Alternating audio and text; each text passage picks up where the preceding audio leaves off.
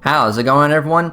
My name is Brett, and welcome to version 5.6 of Genshin Impact. So you know what that means. New content, new story quests, new characters to pull for. So yeah, in this episode, we are gonna do Escaffier's story quest. I hope I'm pronouncing her name right because, well, she is French. So yeah, we're gonna do her quest, we're gonna pull for her, and of course the new 4-star Aoife. So yeah, let's do this. Yes, get quests. Okay, so let's see here. Yes, I do want to enable focus mode because, well, I don't want any interruptions, any quests getting in the way of other quests. So yeah, because there is an event nearby, and I want to save that another time. But yeah, we're gonna focus on Escaffier's quest. But yeah, let's go. Huh? Is that Navia over there? Oh, it's been a while. Let's go say hi. So I've already done my research on what quests are like fully verbal and mostly non-verbal, but yeah, from what I've gathered, this quest right here, it is 100% verbal, at least that as much as I can tell. But for other quests, yeah, I'll talk about those in due time. But we're good for this quest. Yeah, hello Navia, it's been a while. But yes, back in Fontaine. Hey, Navia, what you up to? Yeah, what you reading? Shh. Okay. Get lost, Monica! I don't want to see you back here until you're ready to wake up and start doing things properly! Right now, you're a disgrace to my kitchen and to the Hotel de Boer name! Okay.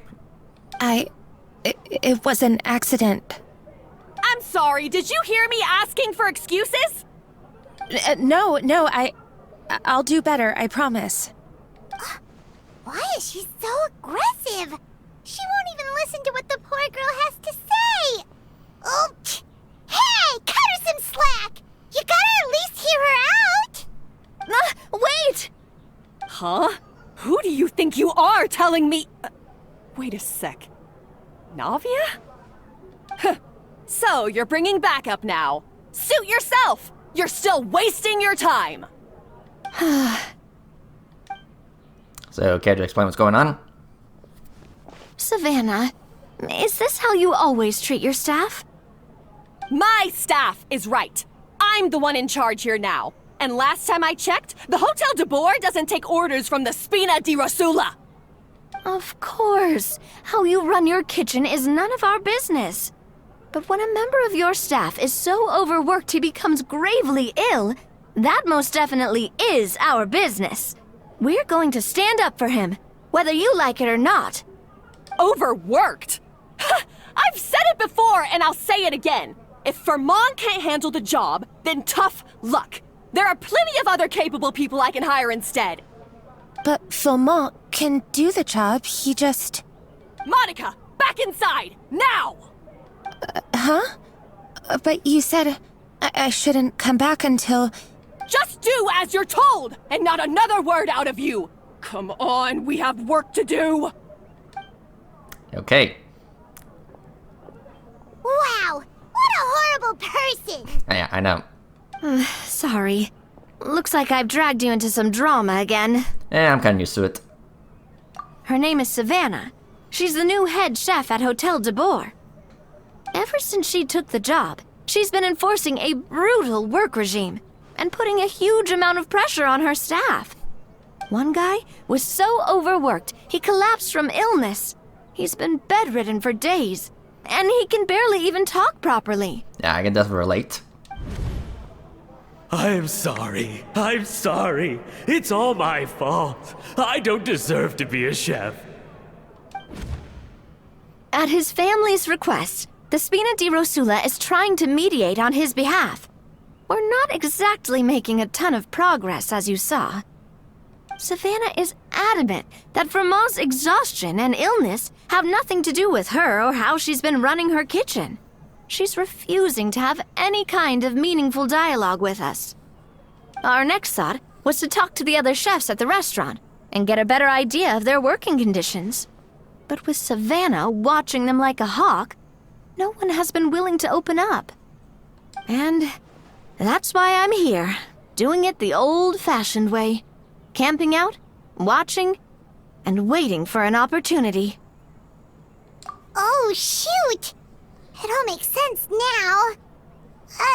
Sorry. Paimon should have thunk before she spoke. Did Paimon ruin everything? Oh, no, not at all, Paimon. Honestly, the way she was laying into Monica, someone had to step in. I'm sure I would have piped up if you hadn't. And besides, I don't really think I'm built for espionage. Yeah, meaning it's gonna be all the more difficult to get the inside scoop now. Oh, I might as well head back to the Fleuve Cendre then. We'll need to come up with a whole new game plan. Paimon will join you, 'cause this is kinda all Paimon's fault. I'm in too. Oh, guys, it's fine. You don't need to worry about it. That said, if you were planning to visit the Fleuve Cendre anyway, let me take you out for a meal. I'll make sure it's a proper feast. A really famous chef just joined the Spina di Rosula's tavern. Her name is... Sorry to interrupt. I just wanted to apologize for the scene you witnessed just now. We shouldn't subject our customers to that. This is a small token from us. It's some candy from Monica. She asked me to make sure it was delivered into your hands. Monica's the one apologizing? Huh. Clearly Savannah is the one who owes an apology. Right. Our head chef has been a little highly strung lately. Sorry for everything. Well, thank you for the gift. All right. Since there's candy, Paimon will drop it. Not the candy. Thank you for understanding. We'll make sure to pass your feedback on to Miss Savannah. A little highly strung, huh? Paimon doesn't get it. How did someone like her even become head chef? Good question. Well, according to Fermat's family, she hasn't always been like this. But that's a story for another time. Let's try this candy. Oh, Paimon totally gets it. Come on, dig in! Huh? Hold on, there's something written on the wrapper. Find... Escoffier? Escoffier. Alright. Treasured above all. Escoffier? Could this mean... Huh? You know that name, Navia? Yeah. Let's stick to the plan and go back to the Fleuve Cendre for now. That's where we'll find Escoffier anyway. Okay. So down below. Yep, down below.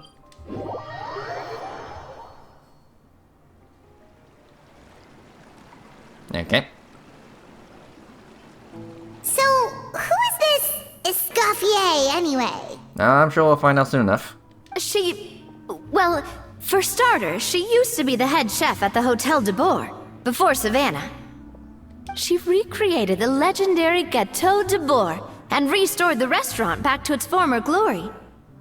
Safe to say, she's the most renowned head chef in the Hotel de Bourg's history, after the culinary genius Modeste himself.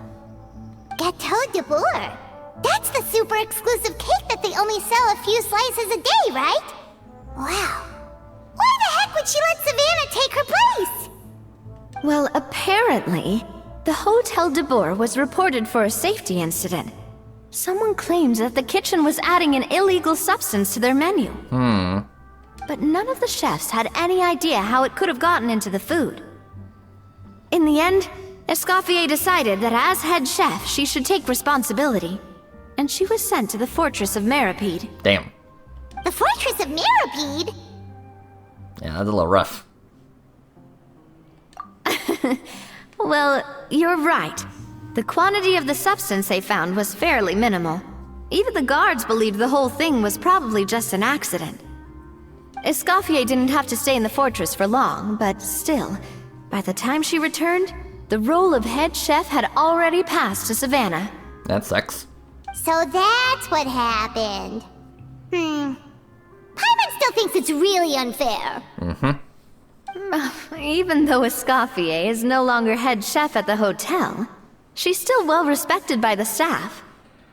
So, I'm guessing what Monica wants is for us to convince Escoffier to try and negotiate with Savannah on the staff's behalf. Oh, Paimon gets it! Monica wants Escoffier to come back and kick Savannah out. It's simple. If the new head chef is stressing everyone out, then the solution is just get the old one back. Well, about that. You thought cream of mushroom soup was ready to serve after 3.5 minutes on the stove. You'd have had more sense serving hot water with ice cubes. At least then you wouldn't have wasted all this perfectly good cream and mushroom. What do you say, Hilaire? I'm sorry, Cream. I'm sorry, Mushroom. As you can see, Escoffier is that kind of chef as well. Yeah, basically, if Gordon Ramsay was reincarnated as an anime girl. You have to leave it on the heat for long enough to allow those flavors the chance to come out. Don't be fooled by the aroma when the water first starts to boil. Got it? Yes, Chef. Then go back and do it again. The customers are still waiting. Remember where you went wrong and don't repeat the same mistake twice. Yes, Chef.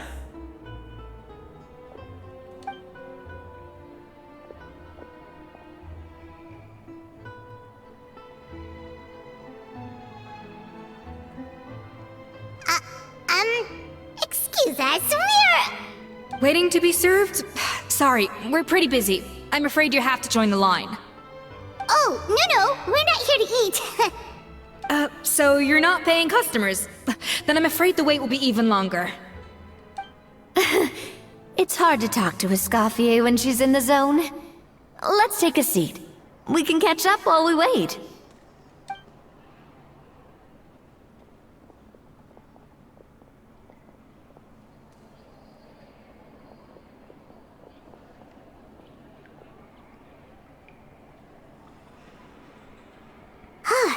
Looks like the rush hour is finally over. Is it always this busy here? These days, yes. I'd say business has tripled since Escoffier joined as temporary head chef. Well, in her words, the Hotel de Bourg doesn't need her anymore. It doesn't look like she's got any plans to go back. I guess I'll be heading off then. Wait, take these home with you. We can't serve them now, and there's no sense in letting them go to waste. Oh, thank you, Chef. For what? Like I said, I just don't want them going to waste. Oh, and tell Fiamma to get well soon, so you're not running yourself ragged every single shift. Fiamma. That's the second time we've heard that name. Who is that again? He's the chef that fell ill from stress. Hilaire is his son, and with Mom stuck at home taking care of Dad, he decided to pick up some work to help pay the bills. Escoffier knows their situation, so she's been making some extra food every day for him to take home. Hey, I heard that, Navia! I've told you before, no one's making extra food. Hilaire is making blunders in the kitchen, and I can't serve his failed dishes, so he might as well take them home.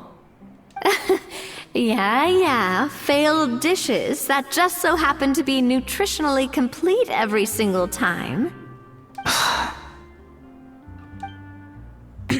So, you two must be the world-famous traveler and her companion, Paimon, yes? Is there something I can help you with? Oh, so you know us already. We'll skip the introduction then. We're here to talk about Savannah. Oh, I certainly am. The Spina's headquarters are right next to the tavern. And I've lost count of the number of times Navi has come to pester me about it. But I don't work for the Hotel de Bourg anymore. And being ex-head chef doesn't give me the right to interfere with that business. Besides, I'm the one who persuaded Savannah to take the job in the first place. What? Huh? Well, she was a much gentler person back then. A little timid, even. She wasn't at all confident that she was the right fit for the role. That's hard to believe. Are we definitely talking about the same Savannah here? Honestly, I do wonder if she's just emulating me. I mean, I'm not the most pleasant head chef to be around either. Yeah, at least she's self-aware. Anyway, suffice to say that given the history between us, it'll be tricky for me to tell her she's doing her job wrong without coming across like a huge hypocrite. Fiamar and the others probably think that Savannah gets it all from me. I wouldn't be so sure about that, Escoffier. Look at this note we got from Monica. She mentioned me. Whatever shortcomings you feel you have, it looks like Monica still trusts you. As for the others, well, how can you know what they think unless you ask them? Monica.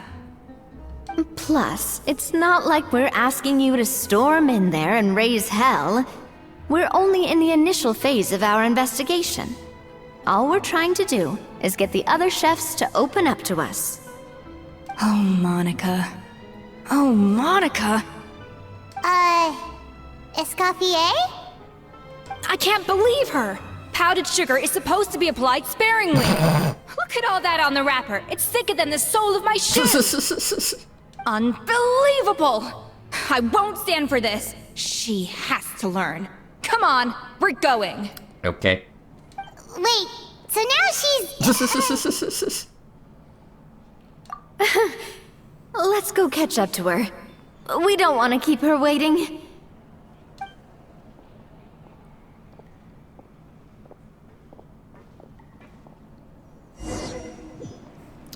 Okay.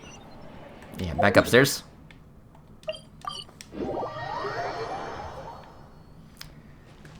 Alright. To the hotel.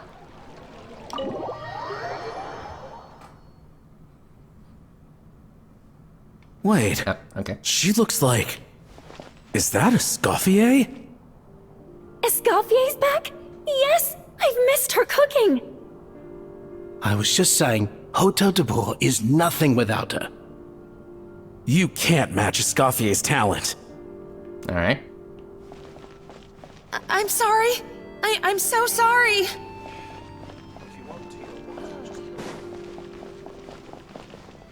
Yeah, just fall on you girls. I'm sorry, I'm so sorry. I messed up your order.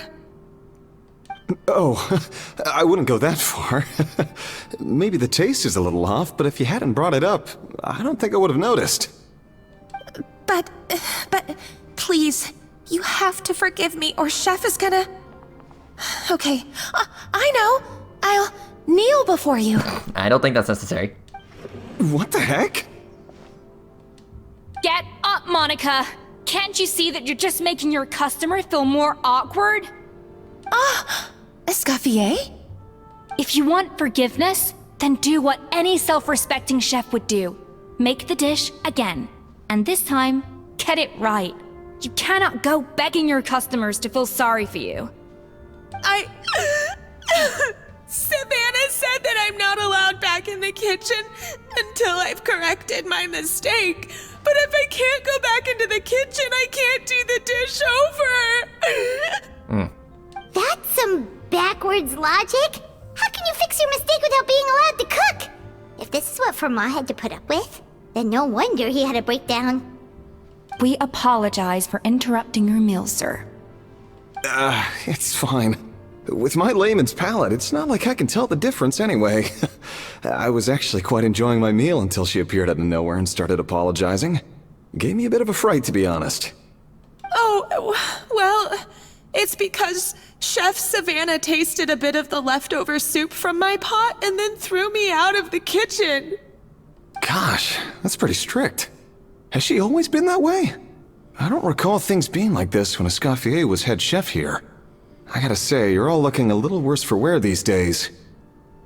I mean, Escoffier was strict too, but I think the difference is that her criticism was more constructive, so you knew what you did wrong and how to improve, and we all knew that it came from a good place.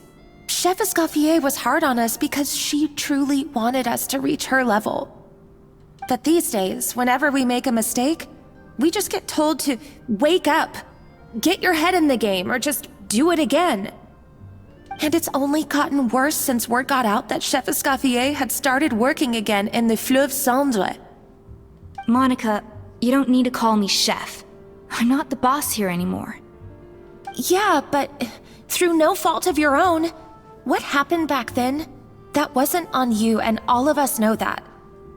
That banquet was a huge event, and so many staff were involved every step of the way. With so many moving parts, there's no way of knowing how that Lumiline ended up in the food we served. Lumiline? What's that? A new drug from the Fontaine Research Institute. Of course. Produced from an extract of the Lumitoile. Apparently it sharpens the senses, so they used it to treat people with impaired responses to stimuli. Oh, yeah, I've heard about that. They found out you can use it as a flavor enhancer since it stimulates the taste buds. Makes things pretty addictive. They also found that overuse can have mood-altering effects, and even lead to nerve damage. So it quickly ended up on the guard's list of controlled substances.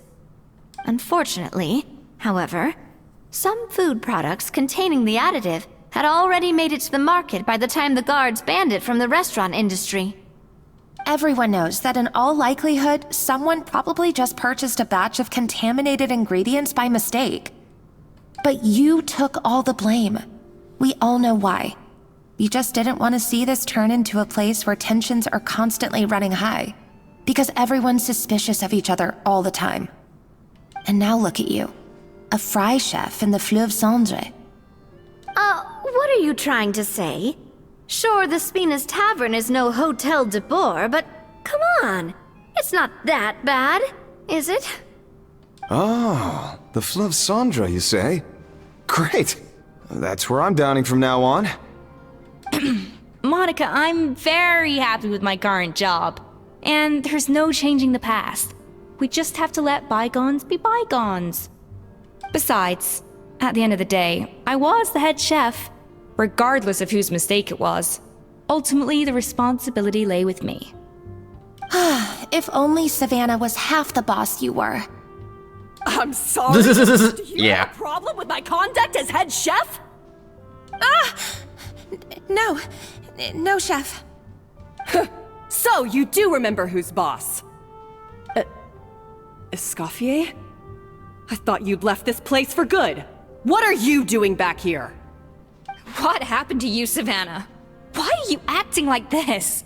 When I turned this place over to you, You made me the head chef and gave up your right to tell me how to do my job. You're not the boss here anymore, so stop acting like you own the place. Whoa. Sounds like someone has a chip on her shoulder. Oh, Savannah! My God, have you grown a temper since I last saw you? Yeah, she angry now. Have you put even half the amount of energy into improving your cooking skills, or are you still using the Pluie Lotus as an off-brand markup, thinking no one can tell the difference? That's none of your business!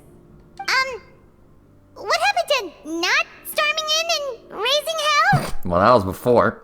Ho ho! I was not expecting to see something this spicy as soon as Escoffier returned. Oh, no, now that's an accent. Huh? Fan Asian? Aye, miladies. Might I make a humble suggestion? Given that we have ourselves a tête-à-tête between chefs at the Hôtel de Bord, I dare say it would be de rigueur to settle this the traditional way. The traditional way? That can only mean one thing. That's right. I'm talking, of course, about the tradition established by Modeste himself. The cooking contest! Of course, a cooking contest. According to legend, the founders of Hotel de Boer, Modeste and Savelli, used this method to resolve all of their disputes. Everything from petty arguments over next week's menu to disagreements over the strategic direction of the restaurant. The cooking contest would decide who had the final say. It sounds like they had a lot of free time on their hands. Ah, well, it might sound that way to us. But in fact, the cooking contest played an enormous role in motivating chefs to hone their skills, reaching new heights of excellence in the culinary arts. And indeed, The reintroduction of this institution in recent years has surely been instrumental in transforming the Hôtel de Bord into the top-ranking restaurant in Fontaine. Reintroduction? Someone brought it back? Who? What say you, Escoffier?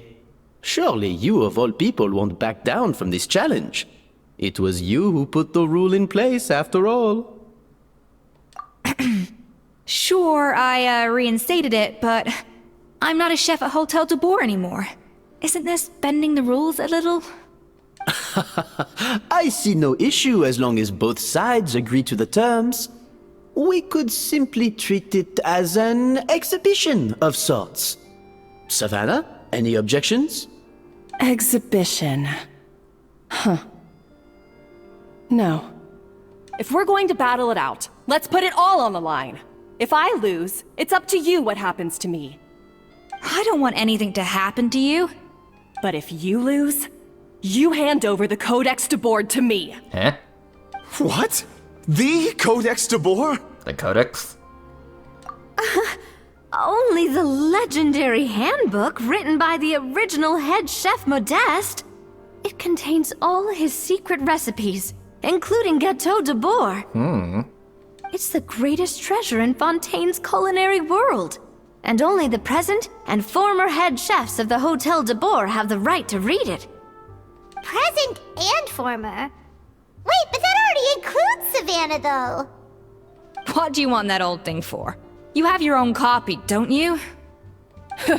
Don't take me for a fool. You know perfectly well what I mean. I want your copy, the original version, the one you took with you when you left us. I'm sorry, I must be missing something. You know, there's no difference between the original and the copyright.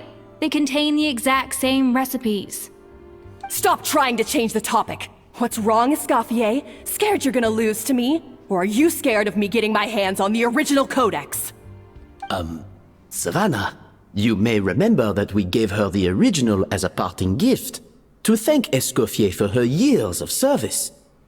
Asking for it back feels a little, Oh, I'm sure it won't be an issue, as long as both sides agree to the terms. Those were your words, weren't they? And as for the contest itself, let's make it a bake-off. Gâteau de Boer, per the recipe in the codex. Well, Escoffier, you against me. Are you in or out? You sound surprisingly confident. Alright then, let's see how much you've actually grown. I hope you surprise me, Savannah. I'd hate to find out that all you've learned after this long is how to chew people's heads off. Believe me, I'll show you. Okay. Escoffier, are you sure this is a good idea? You accepted her terms a little hastily. Oh, it'll be fine. Let's head back to the Fleuve Cendres so I can get prepping. Okay, so another cook-off. I do apologize. This whole ordeal reflects rather poorly on us. I'm afraid it's not quite that simple. The Hôtel de Boer runs as more of a partnership, you see. It was founded by two friends, Modeste and Savelli, and it's been that way ever since. So, while I am technically Savannah's boss, it's not really my place to interfere with the business of the kitchen.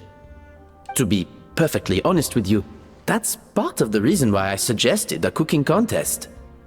If Escoffier wins, it would be the perfect opportunity for her to talk some sense into Savannah. Or, of course, if she wanted to return, then... But anyway, I'm getting ahead of myself. Whatever the outcome, this contest will hopefully serve as a turning point for us. Please, pass on my best wishes to Escoffier. I must say, Savannah surprised me with her confidence. Does she really believe she can best Escoffier in the kitchen? I thought she was just blowing off steam when she first raised the idea to me. Okay. Hello. I can't believe I got to witness that firsthand. I only stopped by here for a quick meal. I definitely got my Mora's worth today. Okay. Yeah, back downstairs.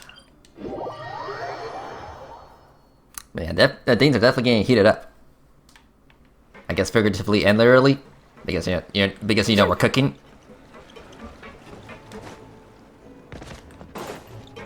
Alright, and we're back.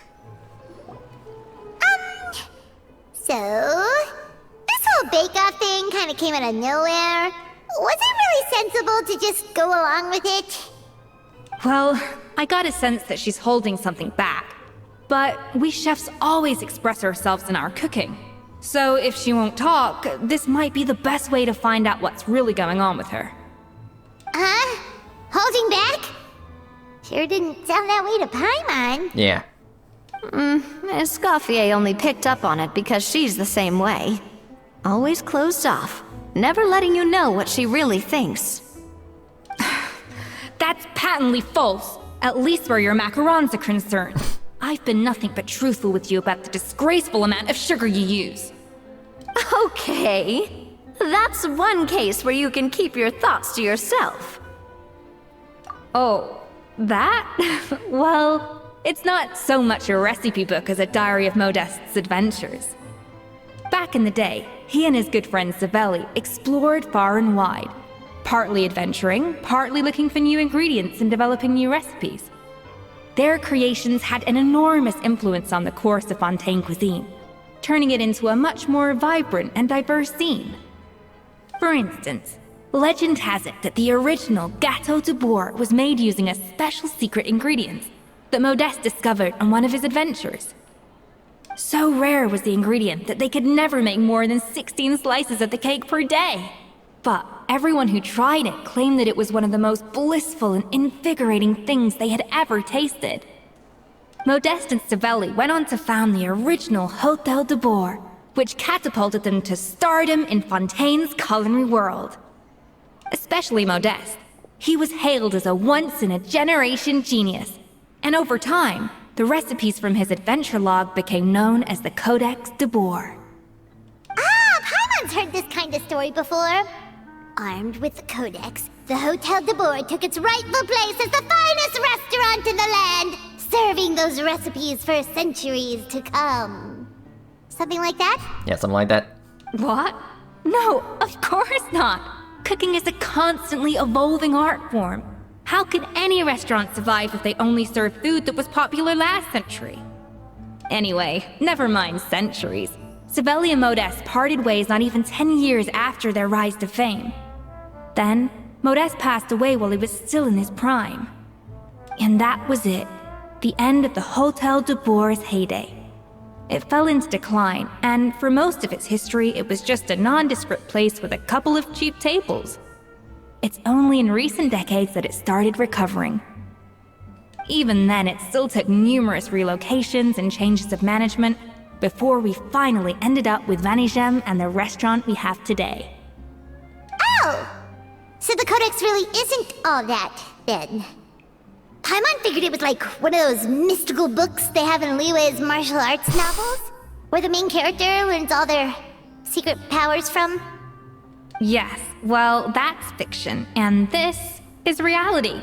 You can't meet the tastes of modern diners by following some ancient recipes from a dusty old book. Case in point. Even the Gâteau de Bourg they sell now is actually Escoffier's reimagination. Wait, really? Why though? Didn't that recipe make it into the Codex? It did, but like I said, it's the dusty old book now, and the records aren't as legible as they once were. Not to mention that there's no way of finding the secret ingredient Modeste wrote about. So, reimagination is right. I consulted some historical records and took what I could from the Codex. But ultimately, the Gâteau de Bourg of today is my own recipe. As for why we gave it the same name and kept the tradition of only selling 16 slices a day, well, you've got Vanigem's business sense to thank for that. Oh! Huh. Well, that kind of takes all the mystique out of it. Hey now, it might not be the original Gâteau de Bourg, but it's still the most delicious cake in Fontaine today. And who knows, maybe Escoffier's version is more suited to your palate. Just think, if the original truly was the perfect cake you're imagining it to be, There's no way the recipe would have been lost to history, right? Not to mention that the Hotel de Boer never would have fallen into a slump. Anyway, before I left my role as head chef, I made a copy of all the recipes from the Codex, including my own improved versions, and turned them over to Savannah. So why is she so interested in the original copy? Could it be a symbolic thing? Like, whoever holds the original Codex de Boer is the true head chef? Well, it was clearly precious enough to give to Escoffier as a parting gift. Meanwhile, Savannah only got a copy. Maybe from her point of view, it's like management doesn't truly see her as being worthy of the role. You think so? The only thing is, it was her suggestion to give me the original in the first place. Well, a joint decision by her and Venegem. But still. What? Huh. Guess she's had a major change of heart since she became head chef. Yeesh. Yeah, yeesh. Who knows? We could speculate forever. Better to just let our gato do the talking. What do you mean by that? It means vesting her in this bake-off, and then getting her to explain herself, even if I have to beat it out of her with a spatula. However much she's changed since we worked together, I believe that she still has her chef's pride. And if she respects the art, she'll respect the outcome of our contest. Well, I'm confident that you and your spatula can get justice for Froment. All you need to do now is win the contest. But that should be a breeze for you. Let's not get too ahead of ourselves. Gâteau de Boer is very complicated to make. Usually, it takes 3 chefs working in tandem to cover everything. Now, if I had to push it, I could probably do the work of 3 chefs myself. But I'd prefer to play it safe if I can find a couple of assistants in time. Well, that's easy. The 3 of us are veterans in the kitchen. You just need to pick 2 of us. Well, I have heard the Traveler is an accomplished cook, as well as a warrior. But be warned, I will hold you to exceptionally high standards. Think you're up to the task? Bring it on. Oh, count me in too. I've spent weeks perfecting my macarons after your scathing review. Even if it means competing against the Traveler, so be it. I'll show you what I'm made of. Confident. I like it.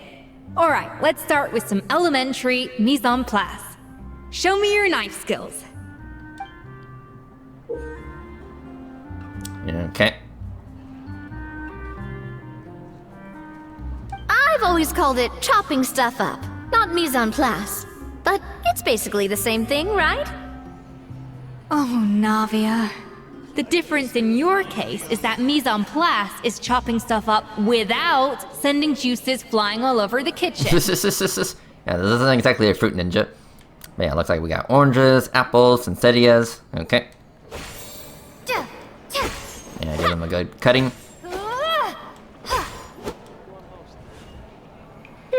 Looks like you found that easier than I expected. Yeah, thankfully it was pretty straightforward in the end. You made it sound like you were carving statues out of fruits or something. Well, brace yourself, because the next step is anything but straightforward. I'll be using this cold press to extract flavor compounds from the ingredients. What's that? A kind of special food processor I got the Fontaine Research Institute to make for me. It uses cold temperature extraction to isolate the essence of cooking ingredients, which can then be used to flavor dishes more precisely. But this isn't exactly standard kitchen equipment, so that probably didn't make a whole lot of sense. Let me give you a demonstration instead. Okay, let's see here. Custom-made equipment from the Fontaine Research Institute, huh? That's some pretty high-tech food prep. Paimon's never used anything this weird before. Cool! Not weird. Yeah, this is her escoffier. I mean, it kind of looks like she's just kind of wearing an apron at the front. Anyway. Yeah. of frosting. Cha, Okay. cha, yeah. Okay. And done. These are the flavor compounds extracted from our ingredients. I've processed all the fruit you chopped up earlier. Wow! Even the smell is so much more concentrated. What next? Do we add all this stuff in? Absolutely not! Throwing everything in at once will ruin the balance of flavors. We have to go slowly and carefully to calibrate the exact flavor we want. I'll demonstrate again. Now, watch closely. Alright. Watching closely. Okay.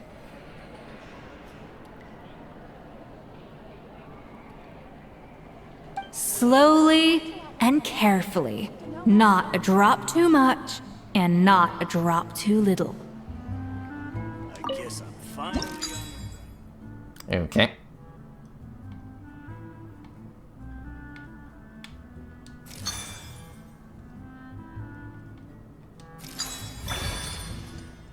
Okay. Yeah, I just kind of winged it. Hey, it worked. Okay. And voila! Now it's your turn.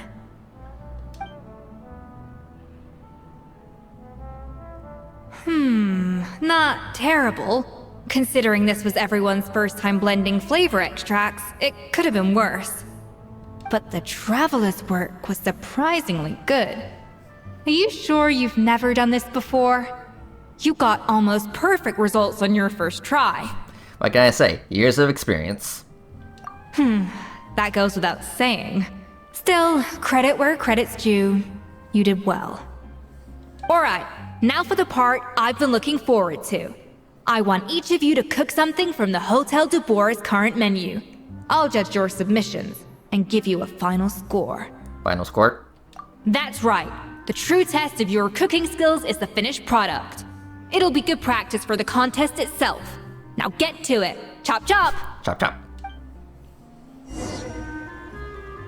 Okay. I guess submit. How's it going? Have you picked a dish yet? Choose wisely. I expect you to present the most delicious thing on the menu. Okay. Let's see here. What do I want to give you? Well, definitely not this one because, you know, it's a little suspicious. I mean, it probably doesn't matter that much. I think I'll go with this one. This one looks very filling. Yeah. Yeah, it looks like it got like chicken, sausage. Yeah, I think that looks good. All right, here we go.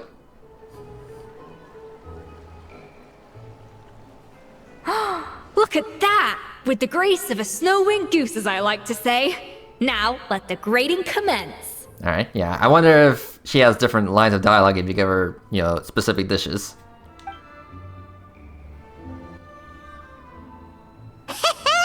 Pretty good, right? Not to brag or anything, but Paimon's a bit of a connoisseur when it comes to la food. 6 points. 6 points out of... What? Oh, well, fair enough. Paimon doesn't cook all that often, so as long as it's a pass. Yeah, is that like a 6 out of 10? That's 6 out of 100. Oof. Oof. Oof. Ooh, I felt that. 6 out of 100. Like, I thought it was 6 out of 10. Like, that would have been an average score, but that... Oof. That's a failing grade. What? Yeah, what? You say you're a connoisseur, but it's quite clear from this dish that you have far more experience consuming food than creating it. I wish she's not wrong. By that logic, I suppose you think listening to Lady Farina on repeat every day would make you an opera singer. Aww. Damn. Me next, me next. I'll have you know that this batch of macarons has 2 whole tablespoons less sugar than my previous ones. Okay. So you went from 12 tablespoons to 10? Well, it's nice to know you actually measured it out. Because it tastes like you just threw in whatever was left in the jar. 6 points. Damn. Aww. Now to the final dish. Oh boy. So, what do you think? Yeah, please be gentle with me. This is our last hope. 8 points. Oh. Damn. Darn, that's barely higher than what we got. Not exactly. The color is spot on. Beautiful aroma. Excellent presentation. Okay. I have to give this one 8 points out of 10. Oh. Maybe even 9 points. Huh? How did you pull that off? Don't get me wrong. There's room for improvement. But still, this is clearly the work of an accomplished chef. I can tell that you've put many hours of work into honing your skills in the kitchen. Thank you. I can really taste the grace of the snow-winged goose in this dish. The traveler's journey, with all its trials, tribulations, and setbacks. Not to mention the frustrations of having a picky eater for a partner. Oof. Hey, you made that last part up! No way did you taste that! Well, it looks like I lost fair and square. I guess you'll be taking the Traveler as one of your assistants then? But if it takes 3 chefs, that still leaves 1 slot remaining. Maybe Paimon and Navia should keep practicing and see how it goes? Chef Escoffier! Oh, it's Hilaire! What brings you here? I heard the news about the cooking contest. You're doing Gâteau de Bois, right? I was just wondering if you needed any help? And you think you're up to the task, do you? Oh, no, I know I'm not there yet. It's actually my dad who wanted to help. Hello. Firma, last I heard, you could barely get out of bed. Chef Escoffier, Navia, Traveler, thank you all so much for everything you're doing for me and my family. I've had enough of sitting around at home while you run yourselves ragged. If you let me, I'd like to help you win this cooking contest. Are you sure you're up for this? Yeah, I was gonna say the same thing. Don't you worry. I'll be fine. I'm feeling much better now. I'm sorry. I know I've been rather useless these past few days, but not anymore. The fact is, I'm a fine chef, despite recent events. I've proven myself in the Hotel de Bois kitchen, so if anyone's qualified to work under Chef Escoffier, it's me. I think. I hope so. Firma, have you even set foot in a kitchen since leaving Hotel de Bois? I have not, but I'm fully rested now. I know I can handle it. I'll prove it. Let me whip something up for you right now.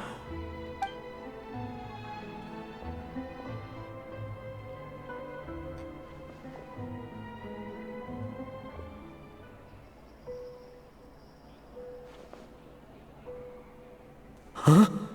That's strange. Why are my hands shaking? What do you call this, Firma? Oof. I can't seem to grip my knife. Do it again! Again! Again! I... Hopeless. Get out of my kitchen yesterday.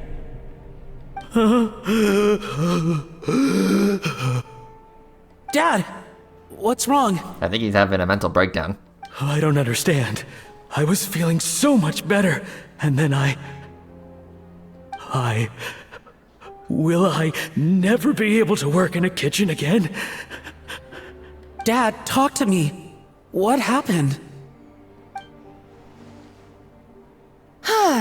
I think the real issue here is not physical exhaustion, but psychological trauma.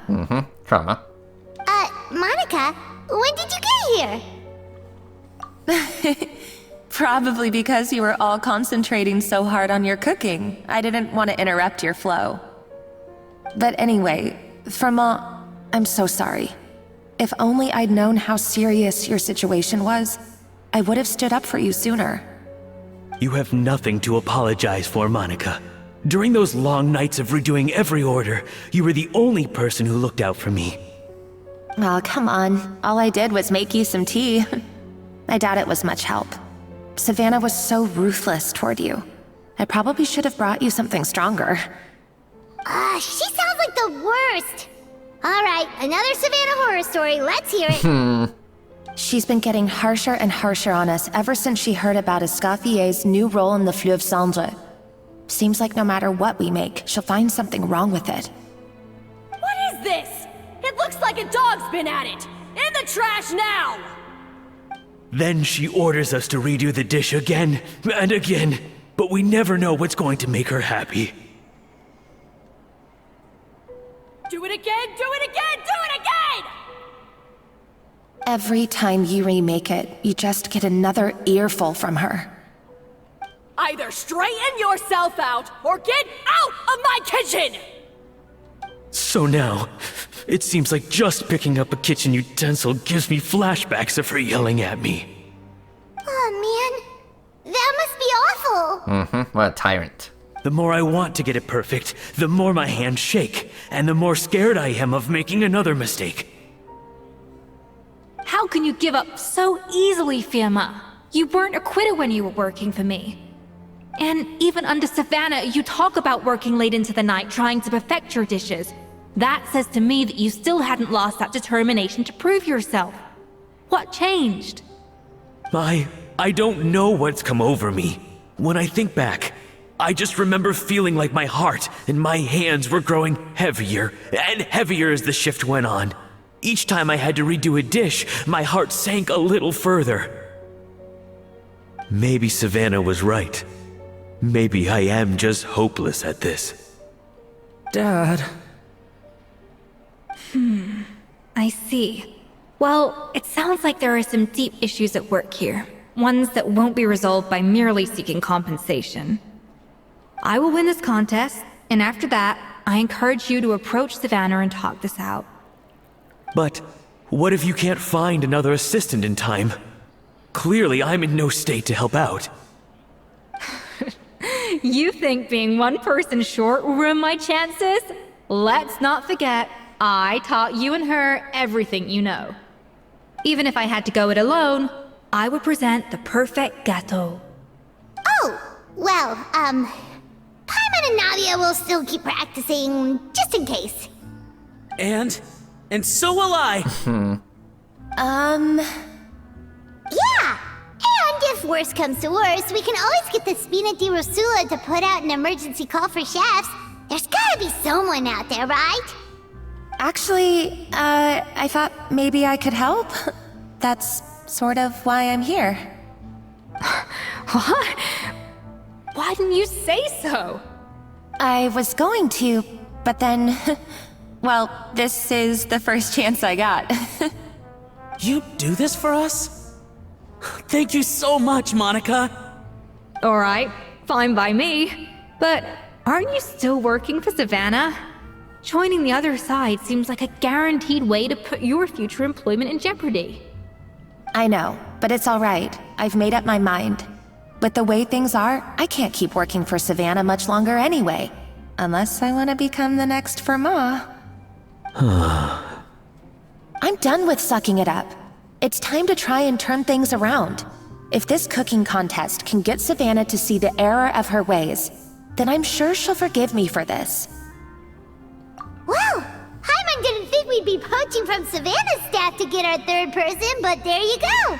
Anyway, Monica's a professional chef, so nothing could possibly go wrong now. Don't jinx it. Great! Then it's settled. And to congratulate you all on making the team, I propose a Spina-sponsored meal to celebrate. Spina sponsored? Wait, You mean I'm cooking? Well, I promised the traveler a feast in the Fleuve Cendre. And I know how much you've been looking forward to it. Yeah! Feast, feast, feast! All right, if you insist, then prepare for some of the finest food of your lives. All right.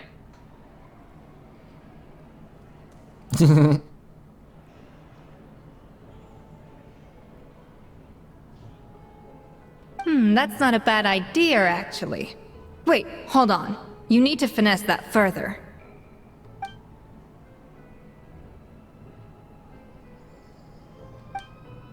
That was a dream come true. Paimon never knew Fontanian cuisine could be this good. Alright. Hello. So, this is what Chef Escoffier is truly capable of. Yeah, look at all that food. Navia, you okay? I wish I could eat that all over again. It's not often that Escoffier goes all out like this. And it's all because of you, Traveler. Alright. Hello. Wow. I don't know if I'll ever be able to cook as good as that. Well, maybe one day. I mean, you're still young. Okay. Now, Escoffier, where are you? There you are. Hello.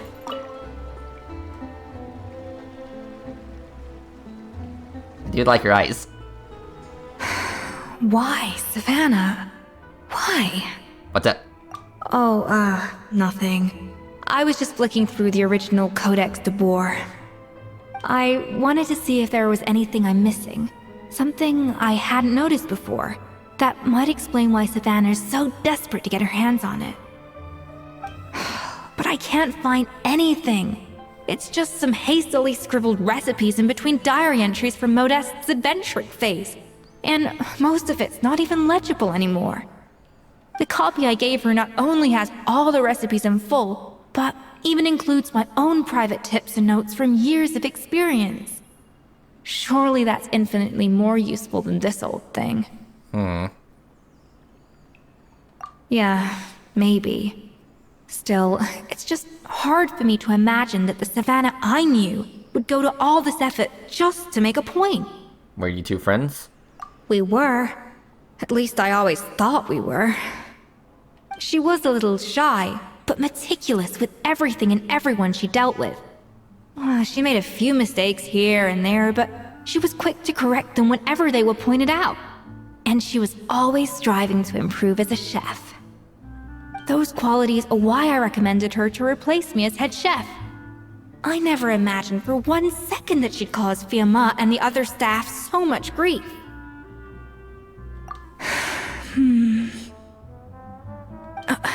Well, I mean to an extent, of course. I pushed hard for her to get the role. And the idea that she turned out like this because of me is difficult to come to terms with. I wonder if this is how Modeste felt back when he was writing the Codex. Speaking of... Yes, with his good friend and co-founder of the Hotel de Boer, Savelli. The story goes that after Modeste unveiled his Gâteau de Boer and was hailed as a culinary genius, he was admired and adored by all. But his newfound fame slowly drove him and Savelli apart. Unlike Modeste, whose every new creation was an instant hit, Savelli seemed to face setbacks at every turn. Doors that would swing wide open for Modeste would shut in Savelli's face. And with Modeste being whisked off to all manner of functions by his celebrity friends, he had less and less time to discuss the culinary arts with Savelli. People started gossiping about Savelli, and their relationship between the two gradually soured. So what happened? Everything came to an abrupt end when Modeste, still in the prime of his life and still hailed as a genius, suddenly died from an acute illness. And that was it. They neither had a decisive split, nor got the chance to properly reconcile. Their story just came to an end.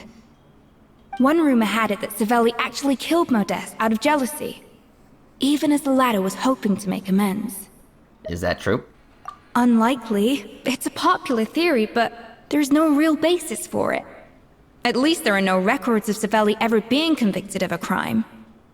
Still, beyond a point, there's no way of knowing what truly happened in the past. All we can do is try to make sure the present doesn't quite go as badly. And that's why I have to win this contest tomorrow. Then get the truth about everything that's been going on, even if it means cracking her open like a nut. Really? Well, I like the confidence. Don't let me down tomorrow, then. You better bring your A game. I will.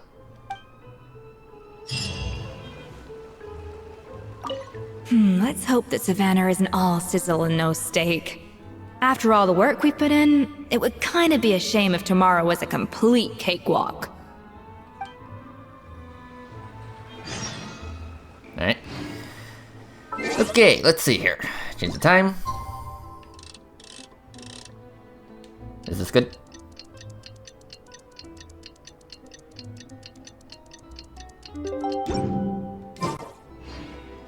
Nope, okay. Yeah, 24 hours. Hello.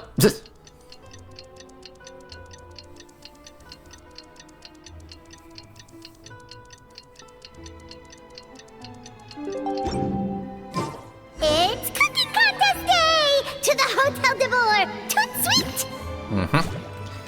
Alright, let's go. Yep, we're here. Did you hear the news? Escoffier's coming back for a cooking contest. Wait, seriously? Escoffier in a cooking contest? Now that I've got to see! I don't get it.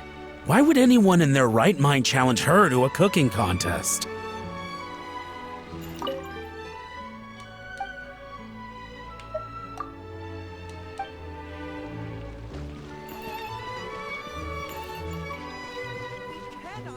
Okay, yeah, I just want to see if there was anyone I could talk to verbally. Okay, we in a domain because that was a domain sound. Mesdames et messieurs, welcome one and all to the Hotel de Boer and to this most exciting of cooking contests. Savannah, I've brought the original copy of the codex you asked for. Monica? Don't be afraid of her. In the interests of fairness, this contest will be conducted in a double-blind format. Once the dishes are complete, they will be sent to the back of the kitchen where they'll each receive a label. The labels will be placed out of sight underneath the plates, only to be revealed after the judges have sampled them and reached a final verdict. This is to ensure that no one will know which dish is made by which contestant. As one of the judges, I promise to be fair and impartial. When my meal got interrupted yesterday, I never thought this is how they'd make it up to me. Getting a seat on the judging panel is a pretty sweet deal. Both contestants have taken their positions. Then, without further ado, let the Hotel de Boer cooking contest commence! Alright. Bring it on.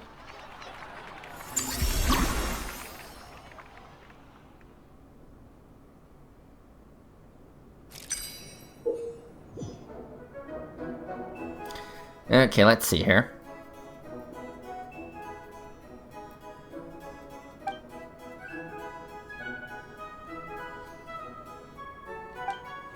Monica, Traveler, it's Hello. go time. Let's do this. Yeah, talk about out-of-body experience. Gaspar? Get... Even the best chef in the world can't flavor their food without prepping the flavoring, right? Looks like our two head chefs are raring to go. Like an oven on full blast, this competition is quickly heating up. Up to the freezer! That should be enough flavoring. Now hurry up and balance the flavors. Okay. Let's see here. I think I need more blue, so how about this? Okay, there you go.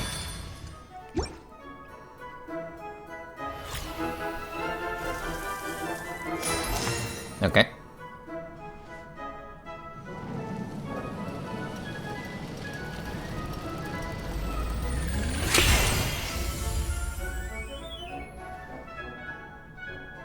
Come on, Escoffier! Come on, traveler!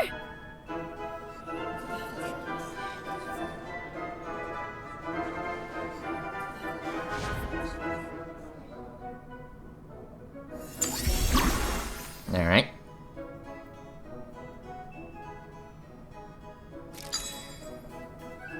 Let's see here. Yeah. Yeah, do a little bit of cutting.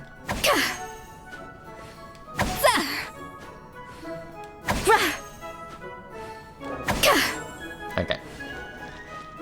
A little amuse-bouche! Alphonse!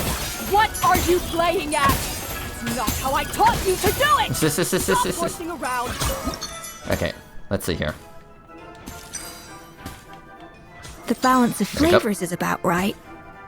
But the quantity is too low. Okay,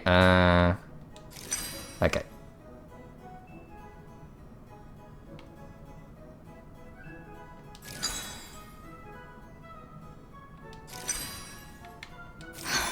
Stay calm, Escoffier. There has to be a way to balance the flavors. Just think. Okay, hold on. Yes, chef! Oh, tension in the ranks on Team Savannah. Will this slow their progress? Goodness sake, Savannah, what are you doing? Oh, forget it. I've got to focus on my own dish.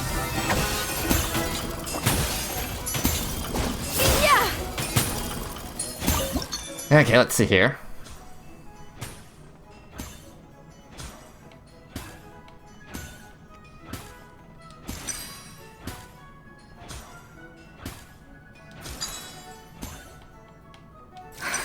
What are you doing, Escoffier? Your team's waiting on you.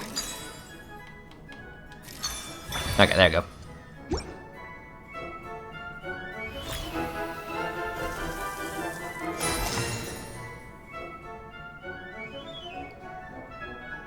So, what do you think?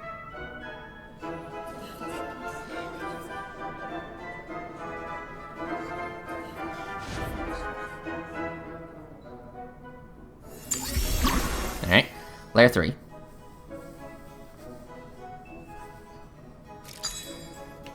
Alright, let's see here.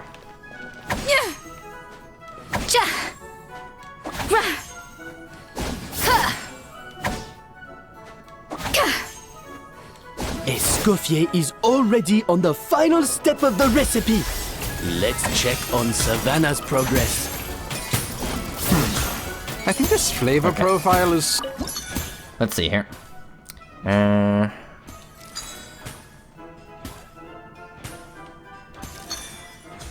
Okay.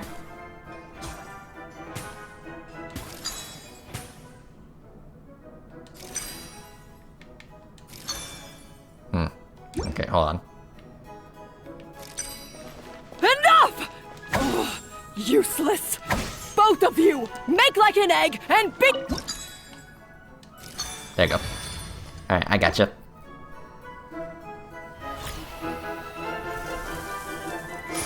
There you go, complete. You can't match Escoffier's talent.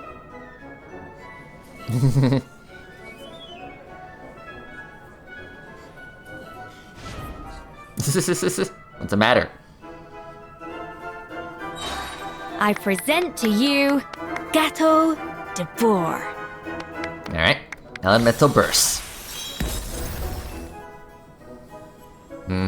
Delicious.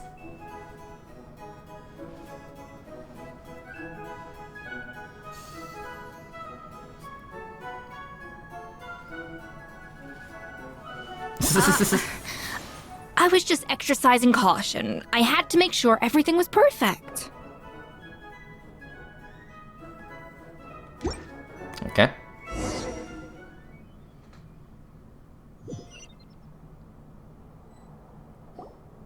Time's up! Contestants, please take your dishes to the back.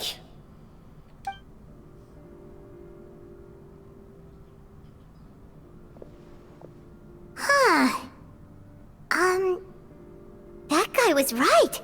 You really can't tell whose is whose just by looking at them. We both made the same dish after all. For all her flaws, Savannah's a talented chef who earned my recommendation for good reason. She wouldn't screw up something as elementary as the cake's appearance. Whoa! This is really rather good. Wonderfully soft and fluffy. Beautifully sweet. This is a masterclass in how to make gâteau de bois. I would give this one at least 9.9 out of 10! Alright. Only because there's something about the flavor of the base. It's just a little different from the recipe I'm used to. Huh? Really? I couldn't tell. Alright, on to gâteau number 2. I haven't had a single bite and already this aroma is a delight to the senses.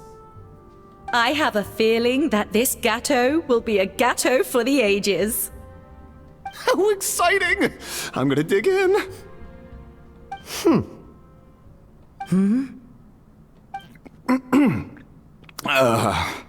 I think maybe someone got a little carried away when they were adding the sugar. Not just the sugar, it's the flavors too. This is all over the place. Who made this? Yeah, who made this? It appears the decision is unanimous. This gâteau is far below the standard we would expect. Whew! And Paimon thought this might actually be close. Turns out she can't bake to save her life. Something's not right here. Savannah may not be perfect, but no way is she this sloppy. I can now declare that the creator of the first gâteau has won this cooking contest. Now, all that remains is to turn the plate over and reveal the chef's name underneath. What? It's Savannah? Huh? No! That's impossible! Impossible. Hey, Savannah! You cheated, didn't you? You cheater! Now, Paimon. What did you do? Oh, you swapped the plates, didn't you? Well, someone's a sore loser. These cakes went from the oven to the judge's table without me ever laying a finger on them. And everyone here can attest to that. It was Vanejem's staff who labeled them in the kitchen.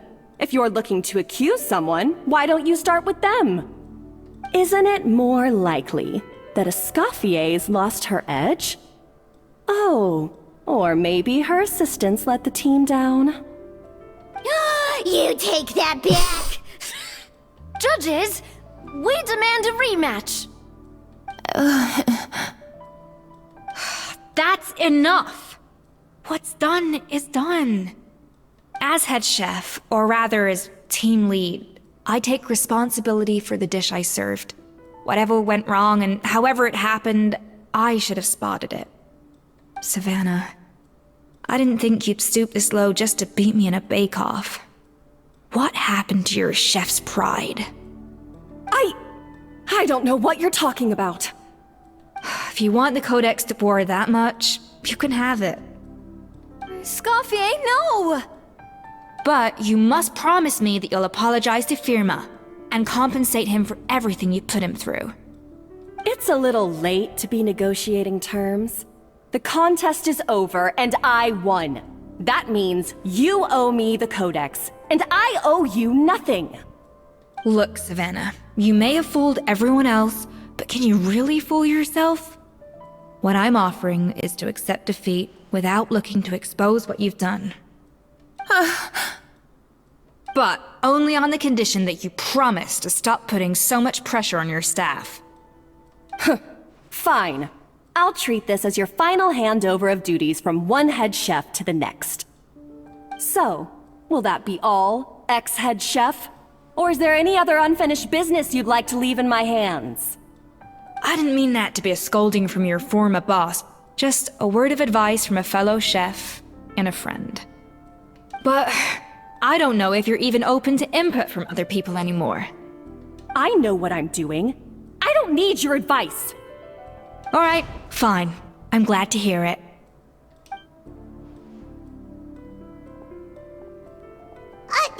Escoffier! The Codex de Boer! Finally.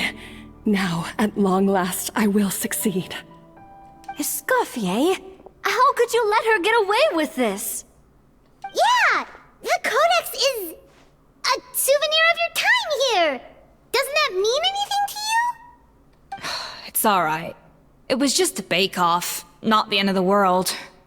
I'm already over it. Besides, it's not all bad. She agreed to compensate Firma. That's mission accomplished for the Spina. Honestly, if I'd have known that giving her the Codex would solve everything, I'd have just done that in the first place. I mean, why bother with the whole cooking contest? It's such a waste of time and energy. But it's Escoffier.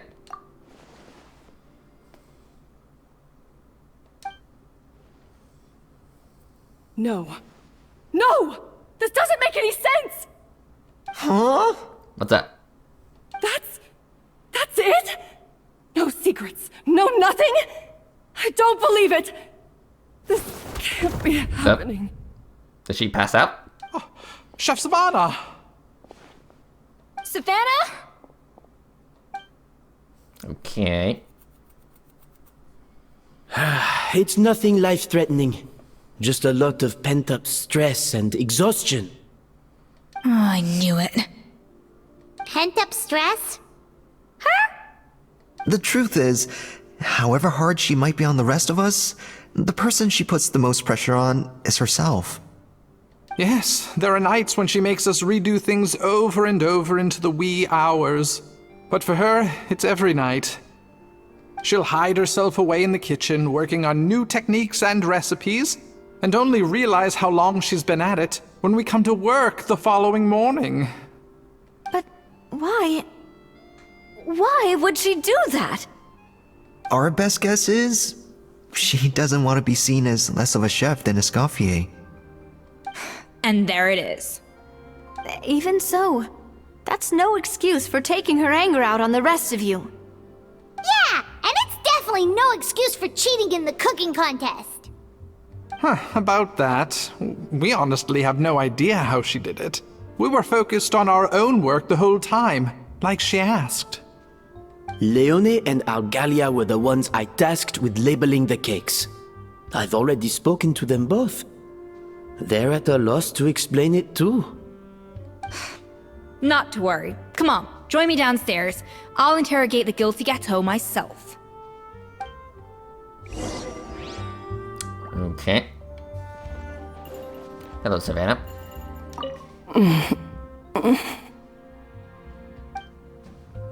Alright. Yeah, we'll just let you rest. Alright, downstairs. Well, how is it? Have you figured out what it was? Oh, this is aggravated assault on my palate. I'd rather eat wet cement than this. Is it really that bad? I made sure to taste test it before it was served. Oh, relax. This isn't your cake. Savannah never switched the plates. The offending flavors are coming from in between the icing and the cake base, which means someone tampered with it while it was being made. Or in other words, we have a traitor in our midst. Traitor. I'm sorry. I was forced into it. Monica. It was Chef Savannah. She said if I didn't cooperate, she would... Calm down, Monica. I've already accepted defeat. And if I wanted retribution, I would have brought this up when the results were announced. Whatever's going on with you, just spill the beans. There's no need to hide it.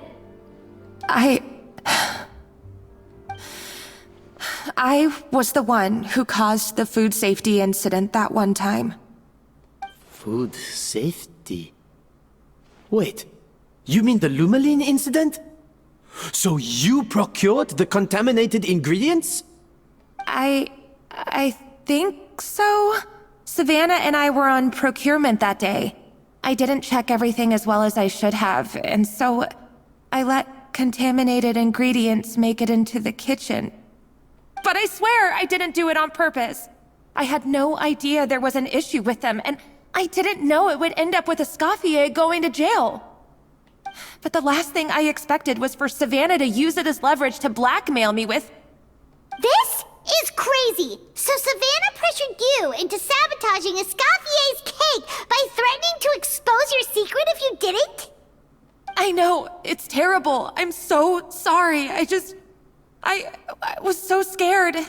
The thought of Chef Escoffier finding out that I put her in jail, it made me freeze up with fear. I thought Escoffier would hate my guts if she ever found out, and yet somehow that's ended up in me doing something even worse.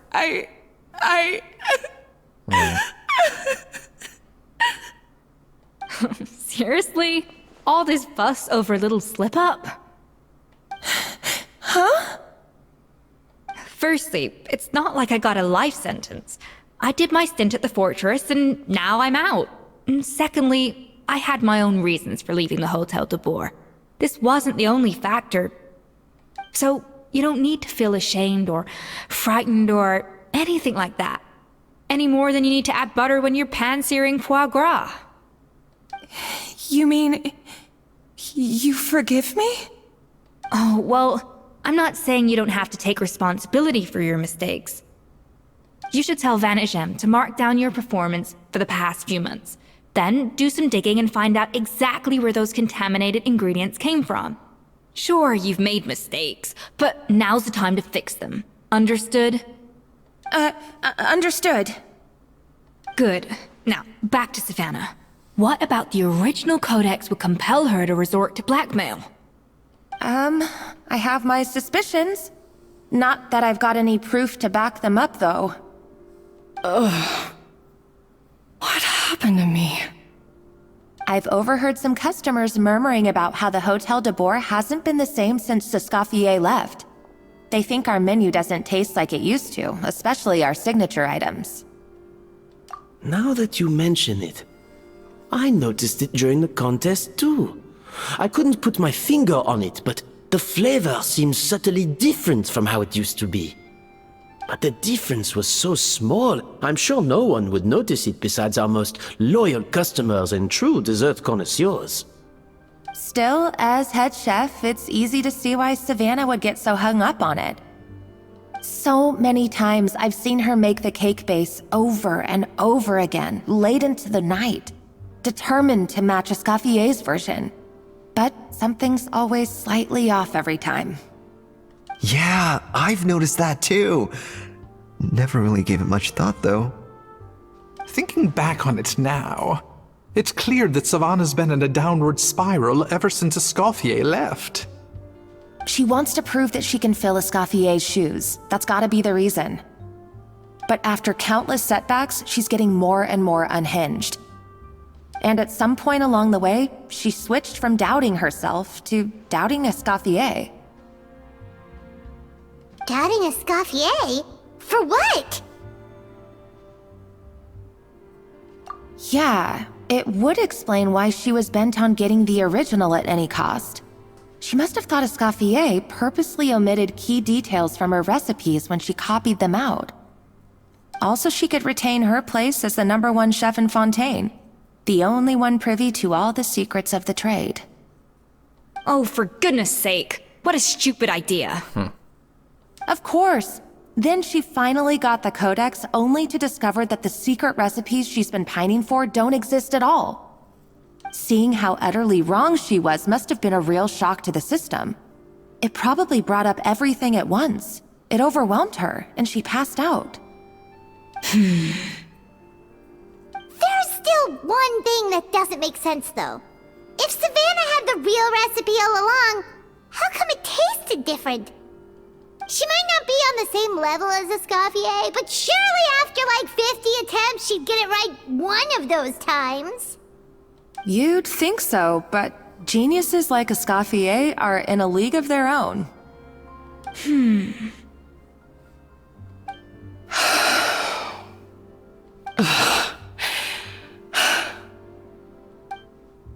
And she heard all that. New head chef, you say? What's her name? I don't think I've heard of her before. I wonder, can the Hotel de Boer keep its edge without Escoffier at the helm? This tastes different from last time. Is it undercooked or something?